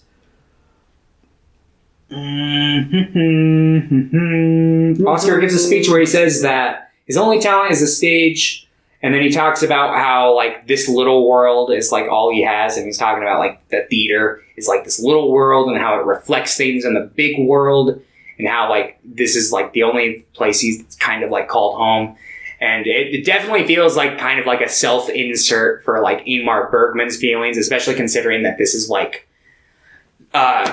I think I mentioned this earlier when I was just talking about him. This is his big finale magnum opus, his swan song as he saw it. And it was very partially autobiographical, very based on himself when he was younger, because you'll see Alexander with the magic lantern. I don't know, probably not. You might have. Maybe. Have you ever seen a ghost? I thought I did when I was a little kid, but I've grown up and I realized it was probably just sleep paralysis, considering I was asleep and just waking up when I saw the ghost. How do you know sleep paralysis isn't just gateway to another world? Seeing ghosts. As soon as you can provide a little bit more tangible evidence towards that, maybe I'll buy into it. Have you seen the documentary series Ghostbusters? Yes. Fun fiction. How do you know? Okay. Back to the film. Yeah. So very much it feels like a little bit of a self-insert for himself, because he was very involved in theater and probably just talking about his artistic endeavors in general, because he was a writer. Wrote these little worlds that reflected his big world, a lot of his fears and stuff. His films were very personal to him. Obviously, Scenes from Marriage was based off his relationship with Liv Ullmann. Seventh Seal was based off his fear of death and his relationship with medieval knights. Yeah. Well, he grew up in the church where he saw a lot of the medieval art, which really inspired him, I guess. But so he gives this little speech after the show. Then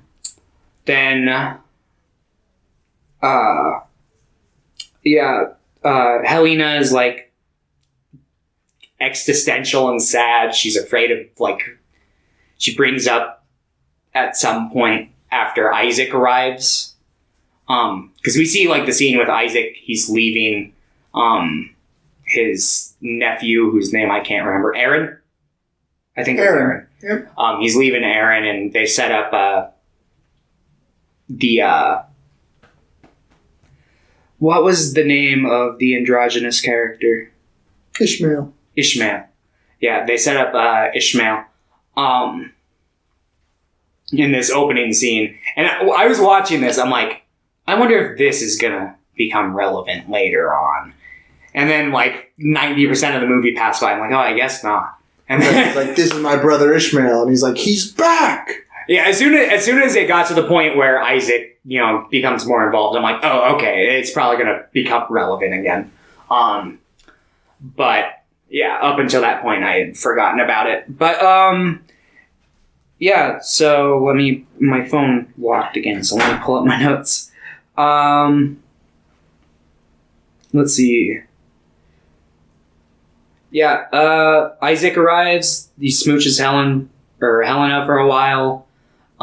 This is where my notes for the first part end because I got like super sucked into it. And then I got a little bit of notes for episode 2. So I can jump back in there. But I can kind of explain what I remember.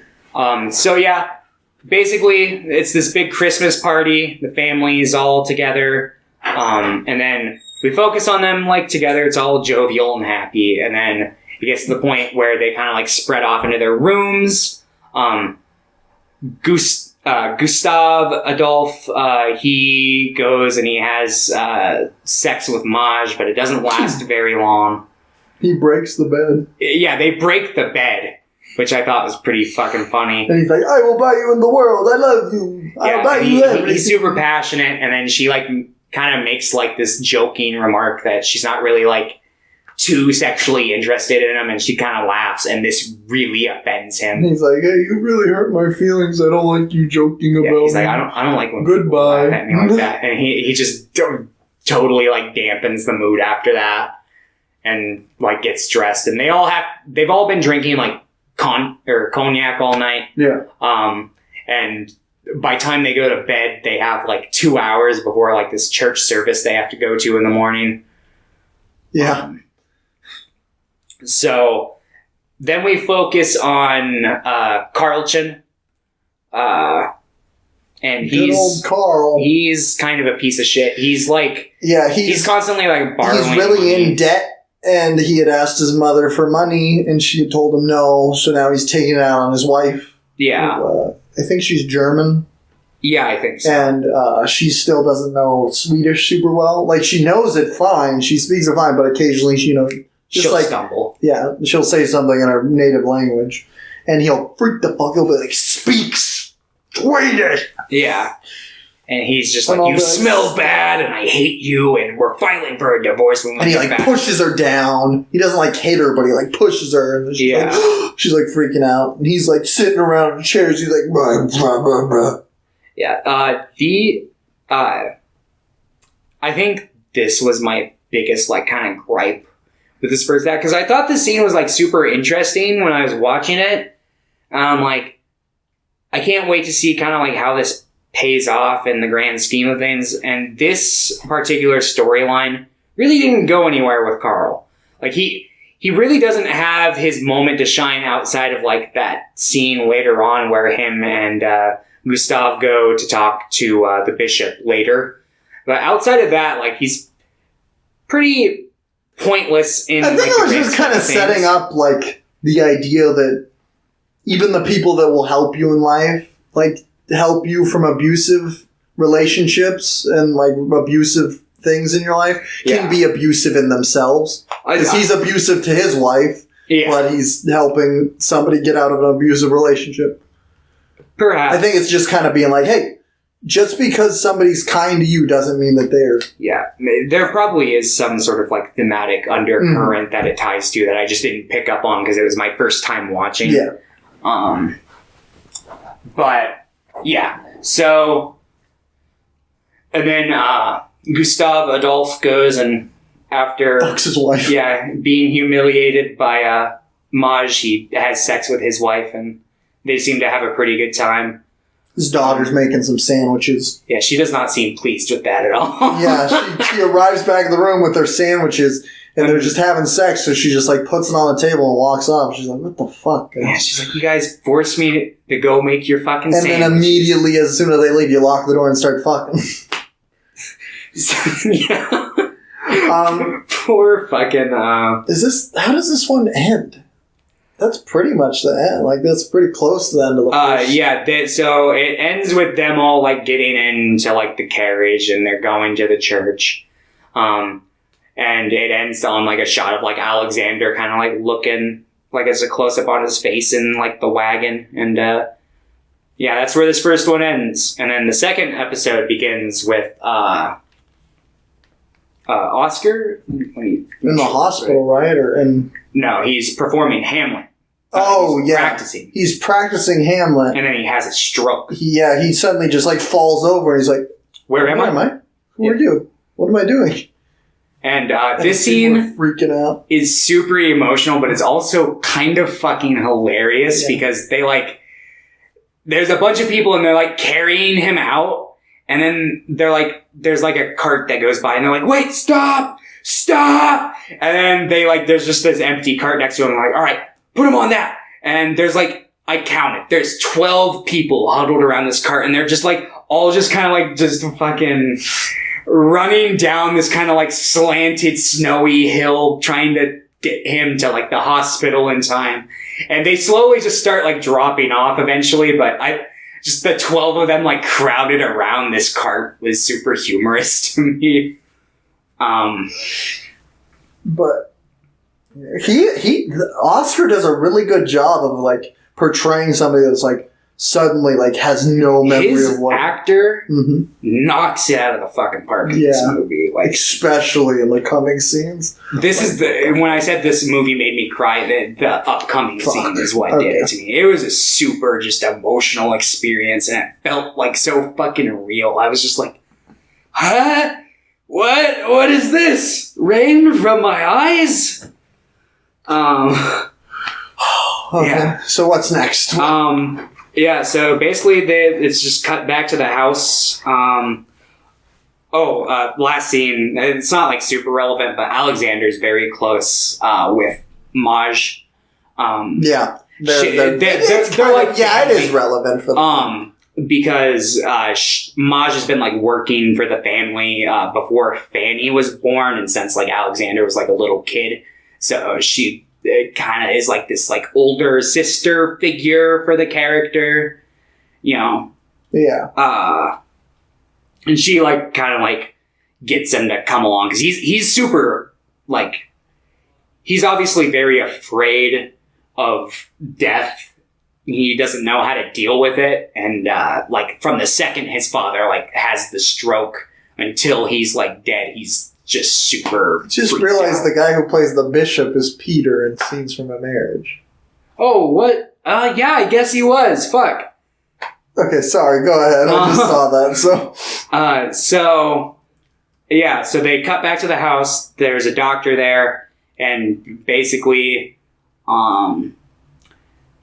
they go in and they have like their final moments. I mean, there's like a scene in between where like they're sent up to like Fanny and Alexander are both sent up to like hang out with the maids for a little bit until like they're summoned to go like for their father's final moments. Yeah. And Alexander's super afraid. He like goes over and he just kind of like buries his face in his grandmother's lap. Like he just can't handle it. But Oscar has like an emotional goodbye with like his wife and like his daughter. He talks to Fanny, right?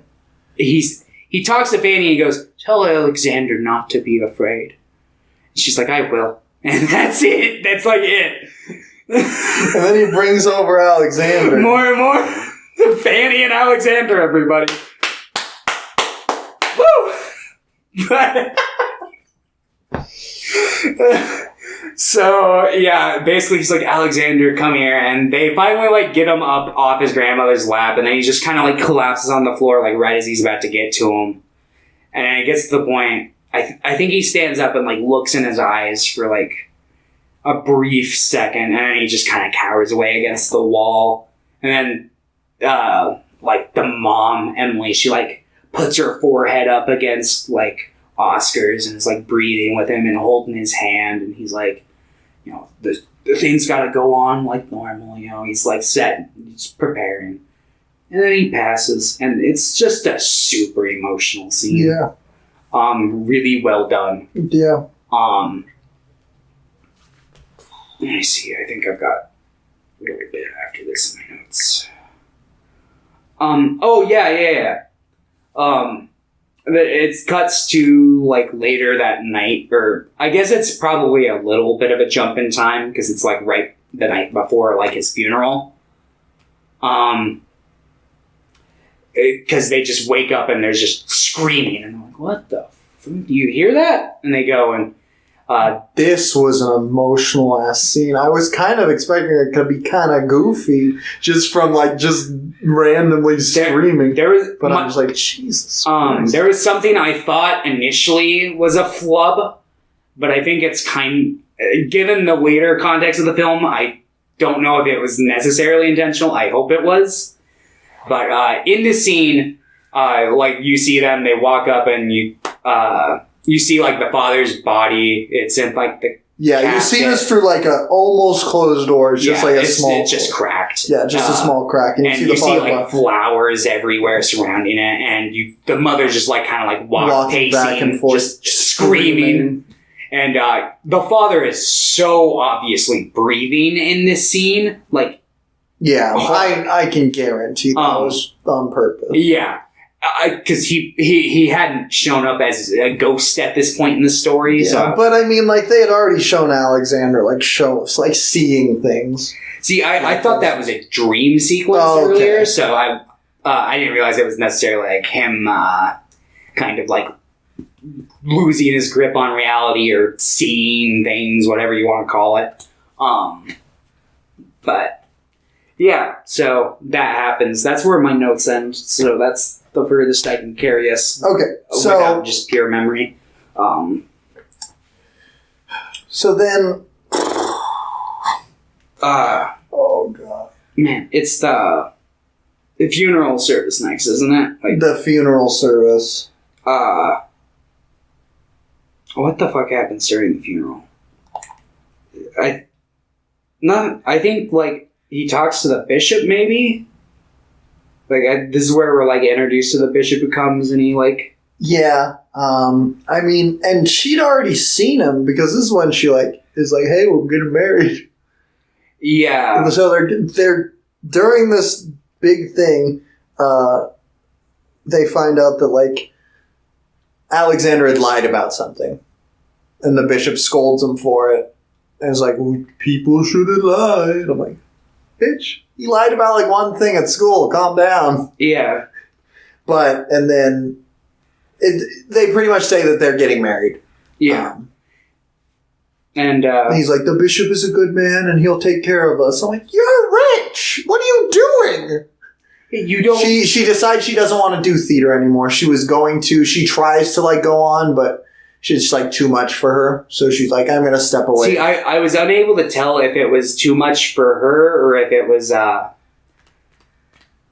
Oh, I remember what happened at the funeral. The actors, she basically announced, like, to the actors, like, yeah, we're going to continue on as normal. Oh, yes, that's right. And she meets the bishop in that scene, and then it segues into that little time jump where the bishop talks to Alexander. Yeah, so I was, like, unsure if, like, it was her decision or if it was, like, clearly it was her decision, but whether it was, like, influenced by her grief or more influenced by the bishop. Because it is a year later. I think it was both, but it's probably both, but probably close more towards the bishop. Yeah. So it's probably, it's the grief magnified by the bishop. Yeah. So, yeah, she basically announces that she's quitting or she's going to be stepping back, and then they get married and they all are going to go move in with the bishop. Yeah. And he's like, I want you to leave everything. All your possessions, all your friends, all your family, and rely solely on me. And I'm like, what? Run away, ma'am! And she's like, well, I'm fine with it, but I have to ask the kids if they're going to leave there. He's like, it's your decision. She's like, no, it's not. Yeah, and it's like, he's like, well, she's like, you're going to be mad at me. And it's the same thing. I'm like, this poor woman. It's the same thing with Marianne. I'm like, no. It's like, no. Because it seemed like she relied on, like, it just seemed like she was so in love with Oscar and they were so, like, unhealthily attached to each other that when she lost him, she needed something. She needed someone. Yeah. So they move in. And it's awful. Yeah, the sister is a bitch. Yeah, the sister's a bitch.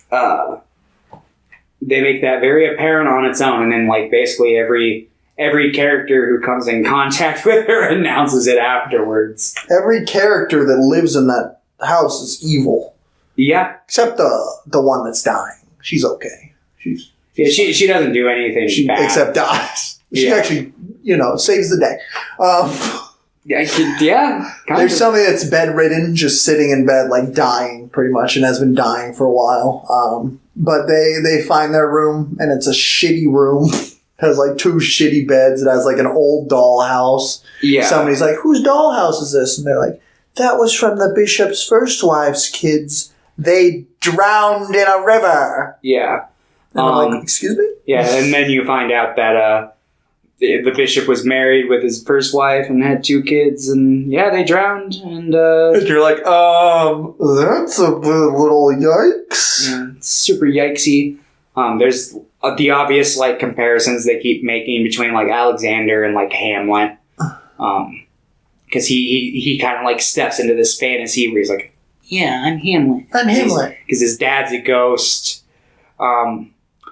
It doesn't, like, completely parallel with Hamlet. Obviously, it's not like his uncle who killed him by dripping poison in his ear or anything like that. But, it has its similarities. He's obviously mom getting together. Poisoned his AirPods. Yeah. Whoa, dude. Not my AirPods. Bro, we gotta make a new Hamlet movie where they kills them by putting poison on his AirPods. It'll do what Hamlet... Or it'll do for Hamlet what the Leonardo DiCaprio Romeo and Juliet did for that. So, nice. You can't help me with anything, Siri. Get out of here. Siri, what does Fanny and Alexander do for me? Siri didn't pick that up.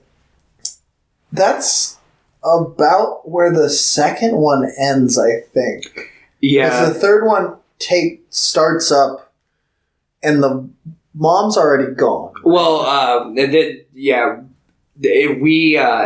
basically the second episode ends with like them going upstairs because they're like sent to bed early every night, and like there's also like a dinner scene where they kind of lay the ground rules where it's like, oh yeah, if your kids don't eat and don't like if they don't finish their food, then they're sitting here until they're done eating. Yeah.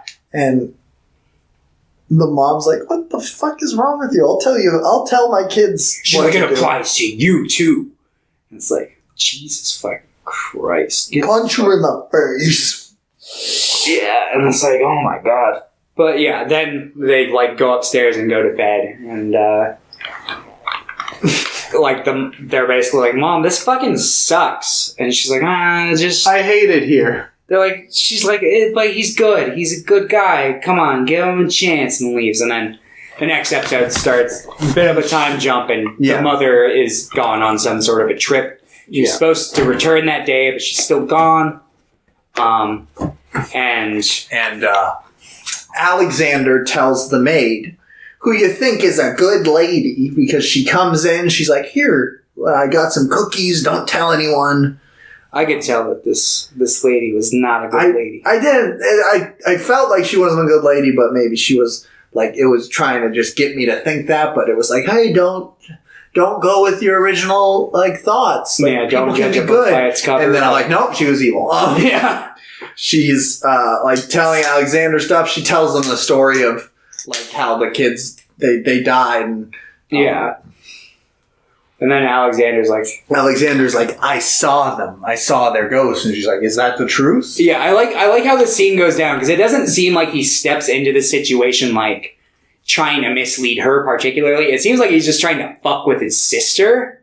Because it happens, like, she leaves the room. As she's leaving, she's closing the door. He's like, I've seen them. And she walks in and she's like, is that the truth? And he's like, yeah.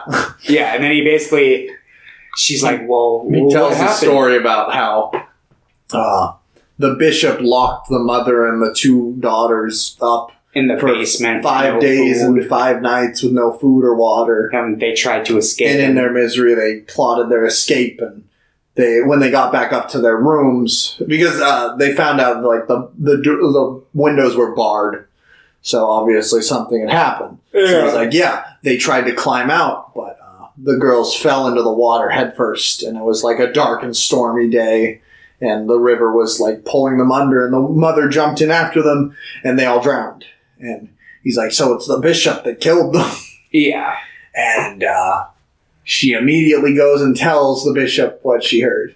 And I got like, my eyes lit up with like excitement because like the look on the bishop's face, I thought like because I thought it was meant to mimic the bit in Hamlet where essentially in Hamlet, he puts on a play where he has a character drip poison into a character's ear like the uncle did to the like king in the story, and he's like trying to gauge his like reaction, and the king or the uncle king at that point like gets up and like causes a scene. He's like, oh, he's visibly upset and leaves. And I thought it was meant to kind of like mirror that scene. I'm like, oh my god, he actually did do it, but no, he didn't. And I was a little disappointed by that. I mean, I ultimately I still like enjoy the film, but I got like really excited because I'm like, oh, he did it, and like the same thing's gonna like stack up against them, and it's gonna be that, but it wasn't. It went a completely different direction. Yeah. So basically, he immediately calls down Fanny and Alexander. Yeah, and he threatens Alexander with violence and stuff unless he tells him the truth. And he does, but then he still does it. He gives him 10 lashes with a whip. Yep. Which is fucked. Yep. Like, whips are intense. Yep. And Alexander's, like, bleeding, crying. Oh, yeah. And then on top of it... He does it more because Alexander's like, I'm not going to apologize. And then he immediately apologizes after one more, which I don't blame him. He's, like, fucking... Yeah, he's like trying to be strong. He's like, I can take it, and then one more. He's like, oh, I'm sorry. And I'm like, that's fucking true. Like that's It's like he's a little kid, and that's super realistic. There's one line in this that I was like, oof, because it's like the part where the bishop's like explaining, he's like, I'm stronger than you and your mother, and he's like, I'm sure. He's like, well, but spirit wise, and it's like. Yeah, that totally wasn't. Alexander meant to be has some really good. Alexander dialogue. is like he's a great character. Yeah, no, I really enjoy him. The actor, he didn't really do anything after being a kid actor, but he's really good in this. Yeah, no, he was great in this. Damn, I'm kind of upset. I was looking forward to seeing if he did any like major things after this. So then he gets sent to the attic. Yep, and he's supposed to stay there, and then. The ghosts of the daughters show up. And they're like, fuck you, you're telling lies. Yeah, it's pretty much like said that like... Which I actually enjoy this more because it like... The bishop's still evil beyond belief, but at least... It's a more realistic. It shows like where this ignition might have come from. Like it's like... He obviously cared for his first wife and his 2 daughters, and they all got killed. And he's like, I gotta be more disciplinary, and I gotta like shield them. I can't let them go outside and stuff. Like it adds to the character. Yeah, even if he's still awful beyond belief. Yes. At least I like the idea that it shows a more realistic, like a drop of reason. Yeah. Yeah, I like as soon as I figured out like kind of the direction it was going, I liked it. It's just I was super excited for that setup, and I was like, oh, it was just more of that like immediate like oh. In the meantime, Emily is at her mother's house, and she's like telling her mother as in the like, grandma Ekdal. And she's like, I can't stand him. I've been trying to, I wrote to my lawyer friend in private or something. And pretty much is the gist of the situation is... The system's stacked against her? The system's stacked. If she like tries to get a divorce from him, because divorce has to be mutually agreed by both parties, and basically if she were to go AWOL on this marriage, he could keep the kids. Yeah. And so she's stuck in this marriage, and she's stuck with an abusive husband, and she's trying to get out, but she can't, and she's telling her mother all this, but then she's like, I have to go home, because she's already been gone more than she's supposed to be. So she goes home, and she finds, interesting thing. I think we skipped over this bit.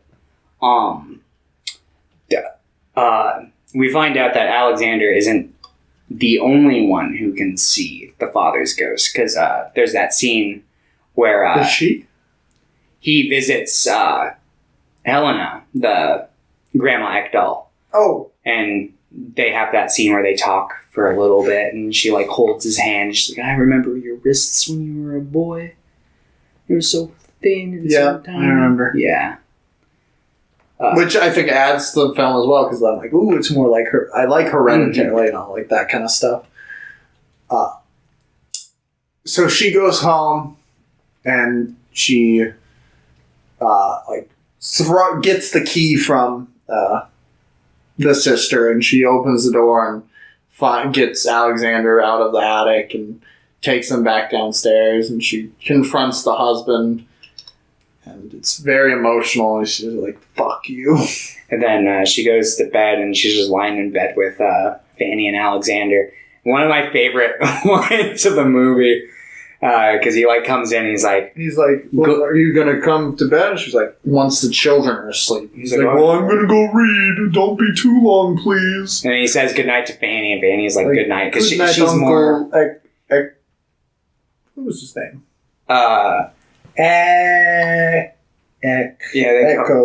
Echo Sea Dolphin. Yeah, they call him something. I just called him the Bishop the entire time. Edward Vergeris. Yeah. Or Vergeris. She's like, good night, Uncle Edward. And then he's like, good night, Alexander. And Alexander doesn't say anything. And he's like, is he asleep? And then Alexander's like, no, I'm not asleep. He's like, well, you should respond to me when wish me a good night. No, I don't want to. He's like, I don't want to wish you a good night. Yeah. I don't wish you a good night.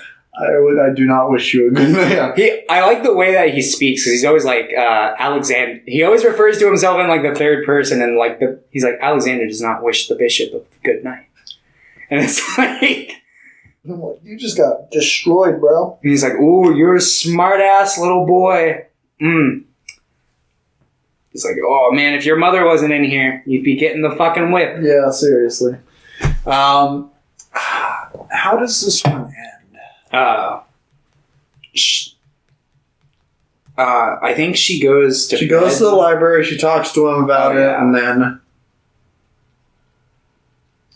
I think that's it, isn't it? That's pretty much it. I think that's where the episode ends. And then the next episode's where shit gets real. Yeah, so the Ekdahl family friend, Uncle Isaac. Who is performed by Johann's character. Yeah. Or the Johann's actor. He's like the complete opposite. Yeah, he's a fucking sweetheart in this movie. He goes to the house, and he had originally had a plan with the bishop a long time ago to buy a chest, and he comes in and he's like, I would like to buy this time. Yeah. And he's like, you're trying to steal my kids. He thinks that. But they are going through with it, and during a scene, he sneaks up and he takes the children from their room and hides them in the chest. Was this scene weird to you when you saw it?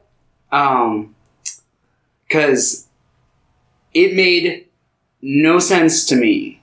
And I watched a video that talked about this scene and kind of the use of the supernatural and magic in this movie.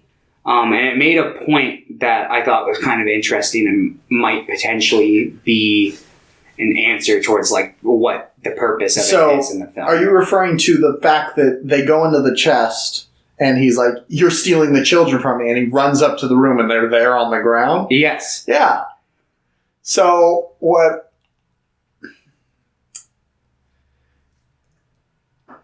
So I was thinking that they talk about God a lot in this movie, and magic and the supernatural. And I was just thinking that it was how people see ghosts in this movie, not everybody, But I was thinking, like, they were on the ground dead. So I think it was... To me, it felt like he was having a vision of them. Like, the pain and the sorrow he's done to them, I guess. Like, that's what he was seeing. So he, like, saw it there. See, what was this video you were watching? I thought there were a bunch of different, like, ways you could interpret there probably is. This is just the particular interpretation that the video I watched on it was. They were saying that because, like, this movie is made and it's kind of like an autobiographical story for Ingmar Bergman to a certain extent, that it's kind of like portrayed through like this lens of him, like Alexander as an adult, as if he were remembering it. And it's like kind of when you try to repress certain memories, you might like replace it with certain exaggerations or certain like bits of like magic filler to kind of like fill in the gaps in your memory. Okay.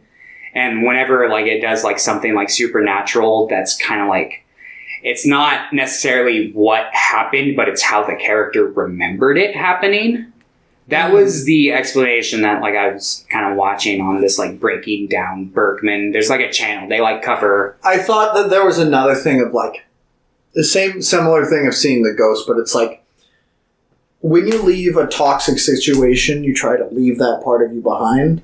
So it was like seeing the like memory of them, of them in that house, but they were leaving, so they were leaving that part of them behind. So that's what he was seeing, kind of thing. Or maybe here's what it might be: they were puppets.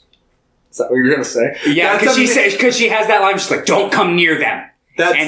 She just needs to buy enough time to get them out of the house. But that's the other thing. Is like, I think that could be because then they go to Isaac's place and he has the puppets. Yeah, so like that's why I was like the puppets. Yeah, I honestly think that could be another, like, if you don't want to look at the supernatural angle, that could definitely be it. Because I don't think it's too unreasonable to think maybe he could have smuggled them in somehow. You know? Yeah, because he was huffing and puffing when he was like fucking running back and forth. I mean, he is kind of like an old brown man. They do get the kids out and they take him to his house and he's like, you can stay here for now. While they try to find a solution. Out, yeah. So they're staying there. He meets, I don't know which order it is, I guess we go back to the bishop's house, and Carl shows back up. Carl and Gustav. I think the scene before this, it's not really important in the grand scheme of things, but there's that scene where Carl's mean to his wife again. Yeah, mean to his wife because he's like, we're going to go trick my mom into lending me more money. Yeah. So, and I'm like, this poor woman! And he's mean to her, and then she, like, tries to run away. She's like, fuck this, you're just mean to me. And then, like, Carl ends up falling down, and she ends up, like, sympathizing with him and helping him inside. And you big dumbo. We don't see what happens inside. I assume either A, she doesn't give him the money, or B, maybe she sets up some sort of deal where it's like, hey, go get her free. So go free our family, and then maybe I'll fucking consider giving you some money. So Carl and Gustav go, and Carl is trying to be like cool-headed about this, and Gustav's like, I will fucking end your life. Yeah, good cop, bad cop. He goes fucking crazy. He's like, and then he keeps like going, like, just saying things. He's like, you know what? I know that you're in debt by like 13 grand, and I will declare bankruptcy on you if you don't let her go. Yeah. And Carl's like, you're such a fucking And he's like, I'm in such a place of power, like, as a preacher, that no matter what happens, like, financially, I'll still be respected. And I'm like, no! Yeah. And, so that scene kind of falls flat. Like, their attempt falls flat because, they use the analogy of, like, we're laying out all the cards on the table. That's what, Gustav Adolf keeps saying. And then he's like, well, let me play one last card. And he goes, and he gets Emily, and she's like, look, this has been just a huge misunderstanding. Please, just bring my children back. But you can, like, see the bishop, like... Yeah, you can see that convincing her to do it. She obviously doesn't do this. But they leave. And they're both like, what the fuck? Yeah. And then we cut back to Isaac's place. Yeah. His brother Aaron is hanging out. Yeah. And scares fucking Alexander's just kind of walking around because he sees a bunch of ghosts, or he doesn't even see them. There's just they didn't have a bedpan, so he was looking for the chamber pot, and there's a bunch of ghosts around him, like all the puppets from before. They're like ghosts, and then he sees his dad's ghost. Yeah, and then he hears God's ghost. And God, I loved this scene, and building up to like the part where the puppet came out, I was like, what is this gonna be? Yeah, and I'm like, this is like scary. Yeah, there's some legitimately like scary scenes in this movie. Yeah, because you just hear this like kind of creepy voice that's just like, I am God. No man can see me. Are you ready? No living soul can see my face. Are you ready to see my face, Alexander? I'm coming out. And then it's just a big, giant, fucking scary god puppet comes out, and it's huge. Yeah, it's like bigger than a human. Yeah, like, and then Aaron goes, "Gotcha!" Tall, and he's like, "Hey, you were scared, bitch." He's like, "I was not." And then he's like, "Oh, I didn't mean to scare you that bad." And then he kind of like warms up. They like walk around and talk for a little bit, and he's like, "Hey, let's go feed my brother Ishmael." Yeah. And they open this door, and it's like Ishmael. He always sings, and he's always behind this locked door because he's too smart. And I'm like, what the fuck is going on? Yeah, and very androgynous character. Played by a woman. Yeah, it's played by a woman. Cool dude. Presented to be a man. The trans label didn't exist at that like period of time, so that's why I keep using the term androgynous. I just want to preface that. I think it was just supposed to be a male character played by a female. See, I'm Unless not even. There's like some background. I wasn't even necessarily convinced this character was real. I mean, I was convinced this character existed in some form, but because there's that whole bit where he's like, writing his name, and they like heavily allude to the fact that like Alexander just might be hallucinating this person. Yeah. And maybe it's a ghost and only Aaron. Like maybe Aaron can see ghosts. As well. Yeah, perhaps because they did say like that he was sick and dying. And this also feeds into that theory of like replacing your traumatic like experiences with like a magic thought, because it's like he's like. Because obviously this person does like the fucking Vulcan mind belt and like sets up as like telling him the in-depth details of what's about to go down at the bishop's house. And he's like, no. And it's it might be like a way of like, this is how he remembers it because he's like trying to repress it a bit, perhaps. This just feeds into that like theory that video is like talking about. But yeah, honestly, I don't know. The scene was weird and interesting, though. They go to see Ishmael. Right at the same time, though, the mother had been talking to the bishop, and she'd been about to drink her tea.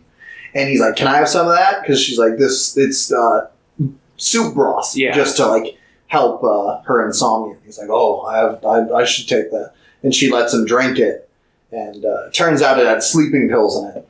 And originally, I think this is the case that she was originally going to drink it, and then she got the idea once he started drinking it. So then she crushed 3 more sleeping pills in there. While he went to go help the dying lady. So then he took 6 sleeping pills. So like he's in his room, he's like passing out. He's like, "You're going to leave me." But there is also because when he's like helping his dying sister, she's like, "It's dark," and so he puts the lamp like right up on her. Which leads to what happens because he's in there on sleeping pills. Yeah, super. He's like out of it. He's like, "You're going to leave me?" And she's like, "Yep, and I'm not going to come back." He's like, "I'm going to follow you to every town. Every town after town, I'll be here. I'll ruin your future." He's like, "I can't see.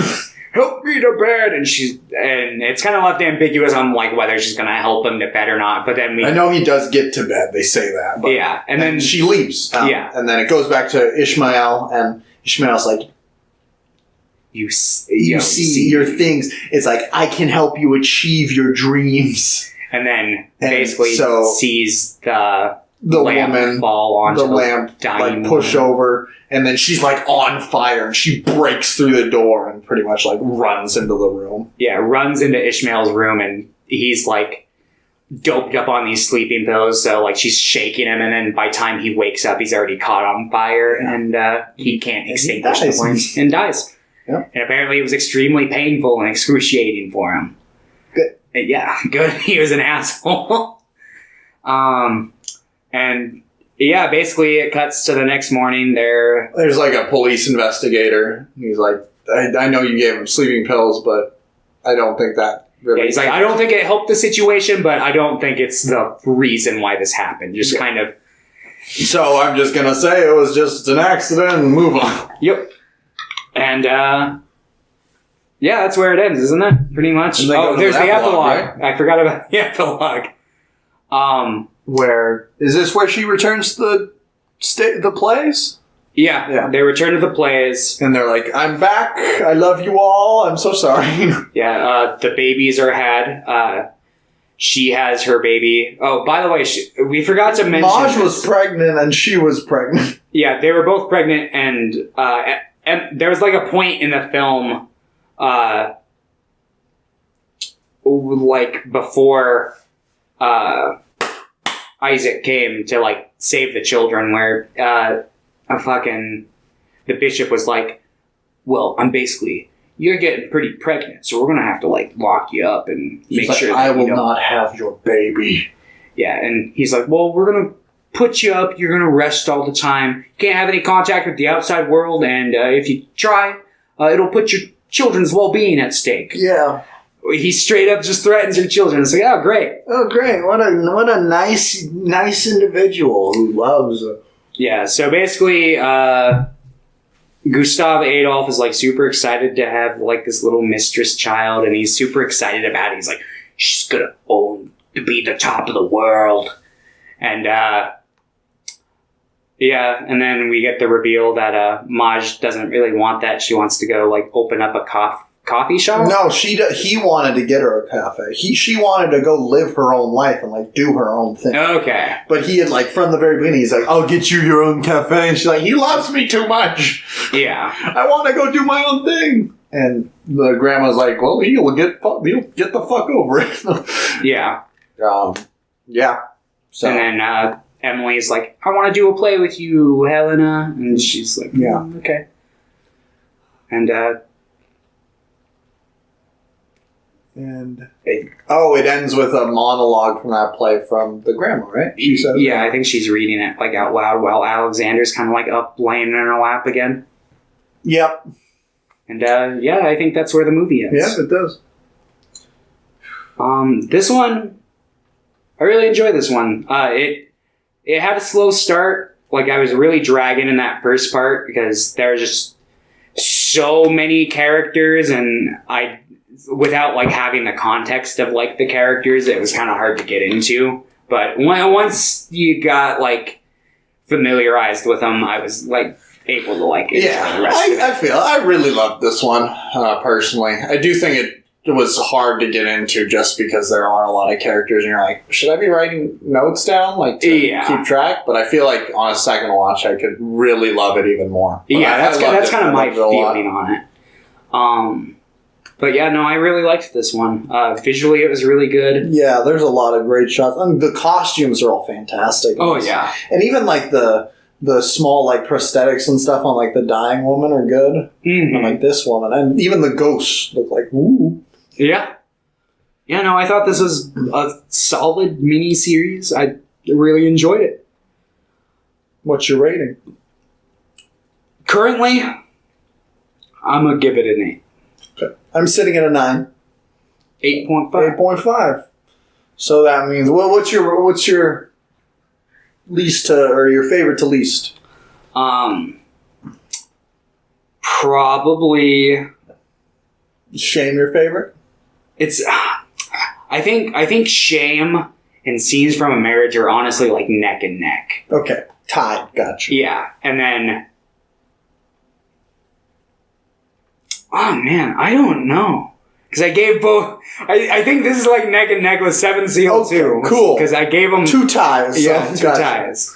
Mine is Scenes from Marriage, and then probably Fanny and Alexander. I like just a little more than Shame, and then Seven Seal. So. Yeah. Yeah, but I loved 3 of them and really enjoyed the 7th Seal. So, and I'm really excited to watch more Bergman films. Oh yeah. And he has a lot. 60 films is a lot. Yeah. And and I've heard most of them are good. Yeah. I'm fucking hella excited to explore more Bergman. I wish he had more miniseries. I wish I hadn't watched all the miniseries. Is it just those 2? Yeah, I'm pretty sure. Got him. But yeah. So yeah, this was the Bergman episode. Yeah, the Bergman. Bergman's got a lot of movies, so maybe at some point in the distant future we can do a Bergman's 2. But there are definitely going to be other directors and stuff we're going to want to prioritize before we ever get around to doing more Bergman. I'm sure I'll probably end up picking Bergman solo flicks for my classic choices at some point eventually, just here and there. Not too quick in succession. I like to space things out a bit, but yeah, Bergman. This is my first major kind of dive into him. I had only seen Crisis before this, which was his first film. Which, like I said, I don't know if I was just talking to you about this or if we got this on mic, but I might like that one more now that I'm aware of more Bergmanisms. I think we got that on mic. I don't know. We've been recording for almost 4 hours. Yeah. Wow, record for 1 more hour and it's the length of Bergman. It is! Okay, so next week we're going to be going back to our regular picks. I got classic, and I realized that we have not watched a movie directed by a woman yet, which is a little oof. Yeah. Well, technically, Art and Craft was directed by 3 people, and one of them was a woman. Okay. But so I decided to do one that's a solo woman. Are you familiar with Penny Marshall at all? No, I am not. She directed Big. Oh! Which I really like Big. I fucking love Big. She did In a League of Their Own, if you've seen that one. I'm aware of it. I've heard it's very good. But she also did a movie called Awakenings. Does this one also have Tom Hanks? No, but it has Robin Williams and Robert De Niro. Huh? And it's about but I'm interested. It's about this experimental drug that awakens these victims of this weird catatonic rare disease. And they when they wake up they're different people apparently. Apparently it's very bizarre, but that's my pick. It's available to watch and buy and rent on Vudu and YouTube and stuff like that. Okay. So, but it came out in 1990. I think it's about 2 hours. Yeah, it's exactly 2 hours. Okay. Awakenings. Penny Marshall, 1990. She unfortunately died December of last year. No. Led a good life, made some cool movies. Big's great. Yeah, Big has some great scenes. I fucking love that piano scene. Oh, yeah. All right. He's still... it's a couple years old now, but there's that clip where it's he still has the rap memorized. It's yes. All right. My pick is 2017, directed by Corey Finley. It's a movie called Thoroughbreds. Starring... Bro, Anton Yelchin's in that movie. Yes. He's in it. Anna Taylor-Joy's in it. Olivia Cook's in it. So yeah, this movie's been on my... this has been on my to-watch list for a while, too, which is why I'm yeah, I'll pick it. Same thing. You can buy or rent it. Not available to stream anywhere, but it's available for you to buy and rent and all that. Yeah. But yeah, we'll be back next week. Probably next week. I'm going to be in Mexico, so I should be able to record fine, but I guess... Theoretically, if something does happen, we'll be back in 3 weeks. But we should be back next week. Yeah. All right. Got anything to say? Not really. Don't forget to tell your grandma. She probably likes Bergman. If she has class, she does. Yeah. If she doesn't, say, fuck you, Grandma. Listen to Screen Weens. Yeah. All right. Bye, guys. Adios.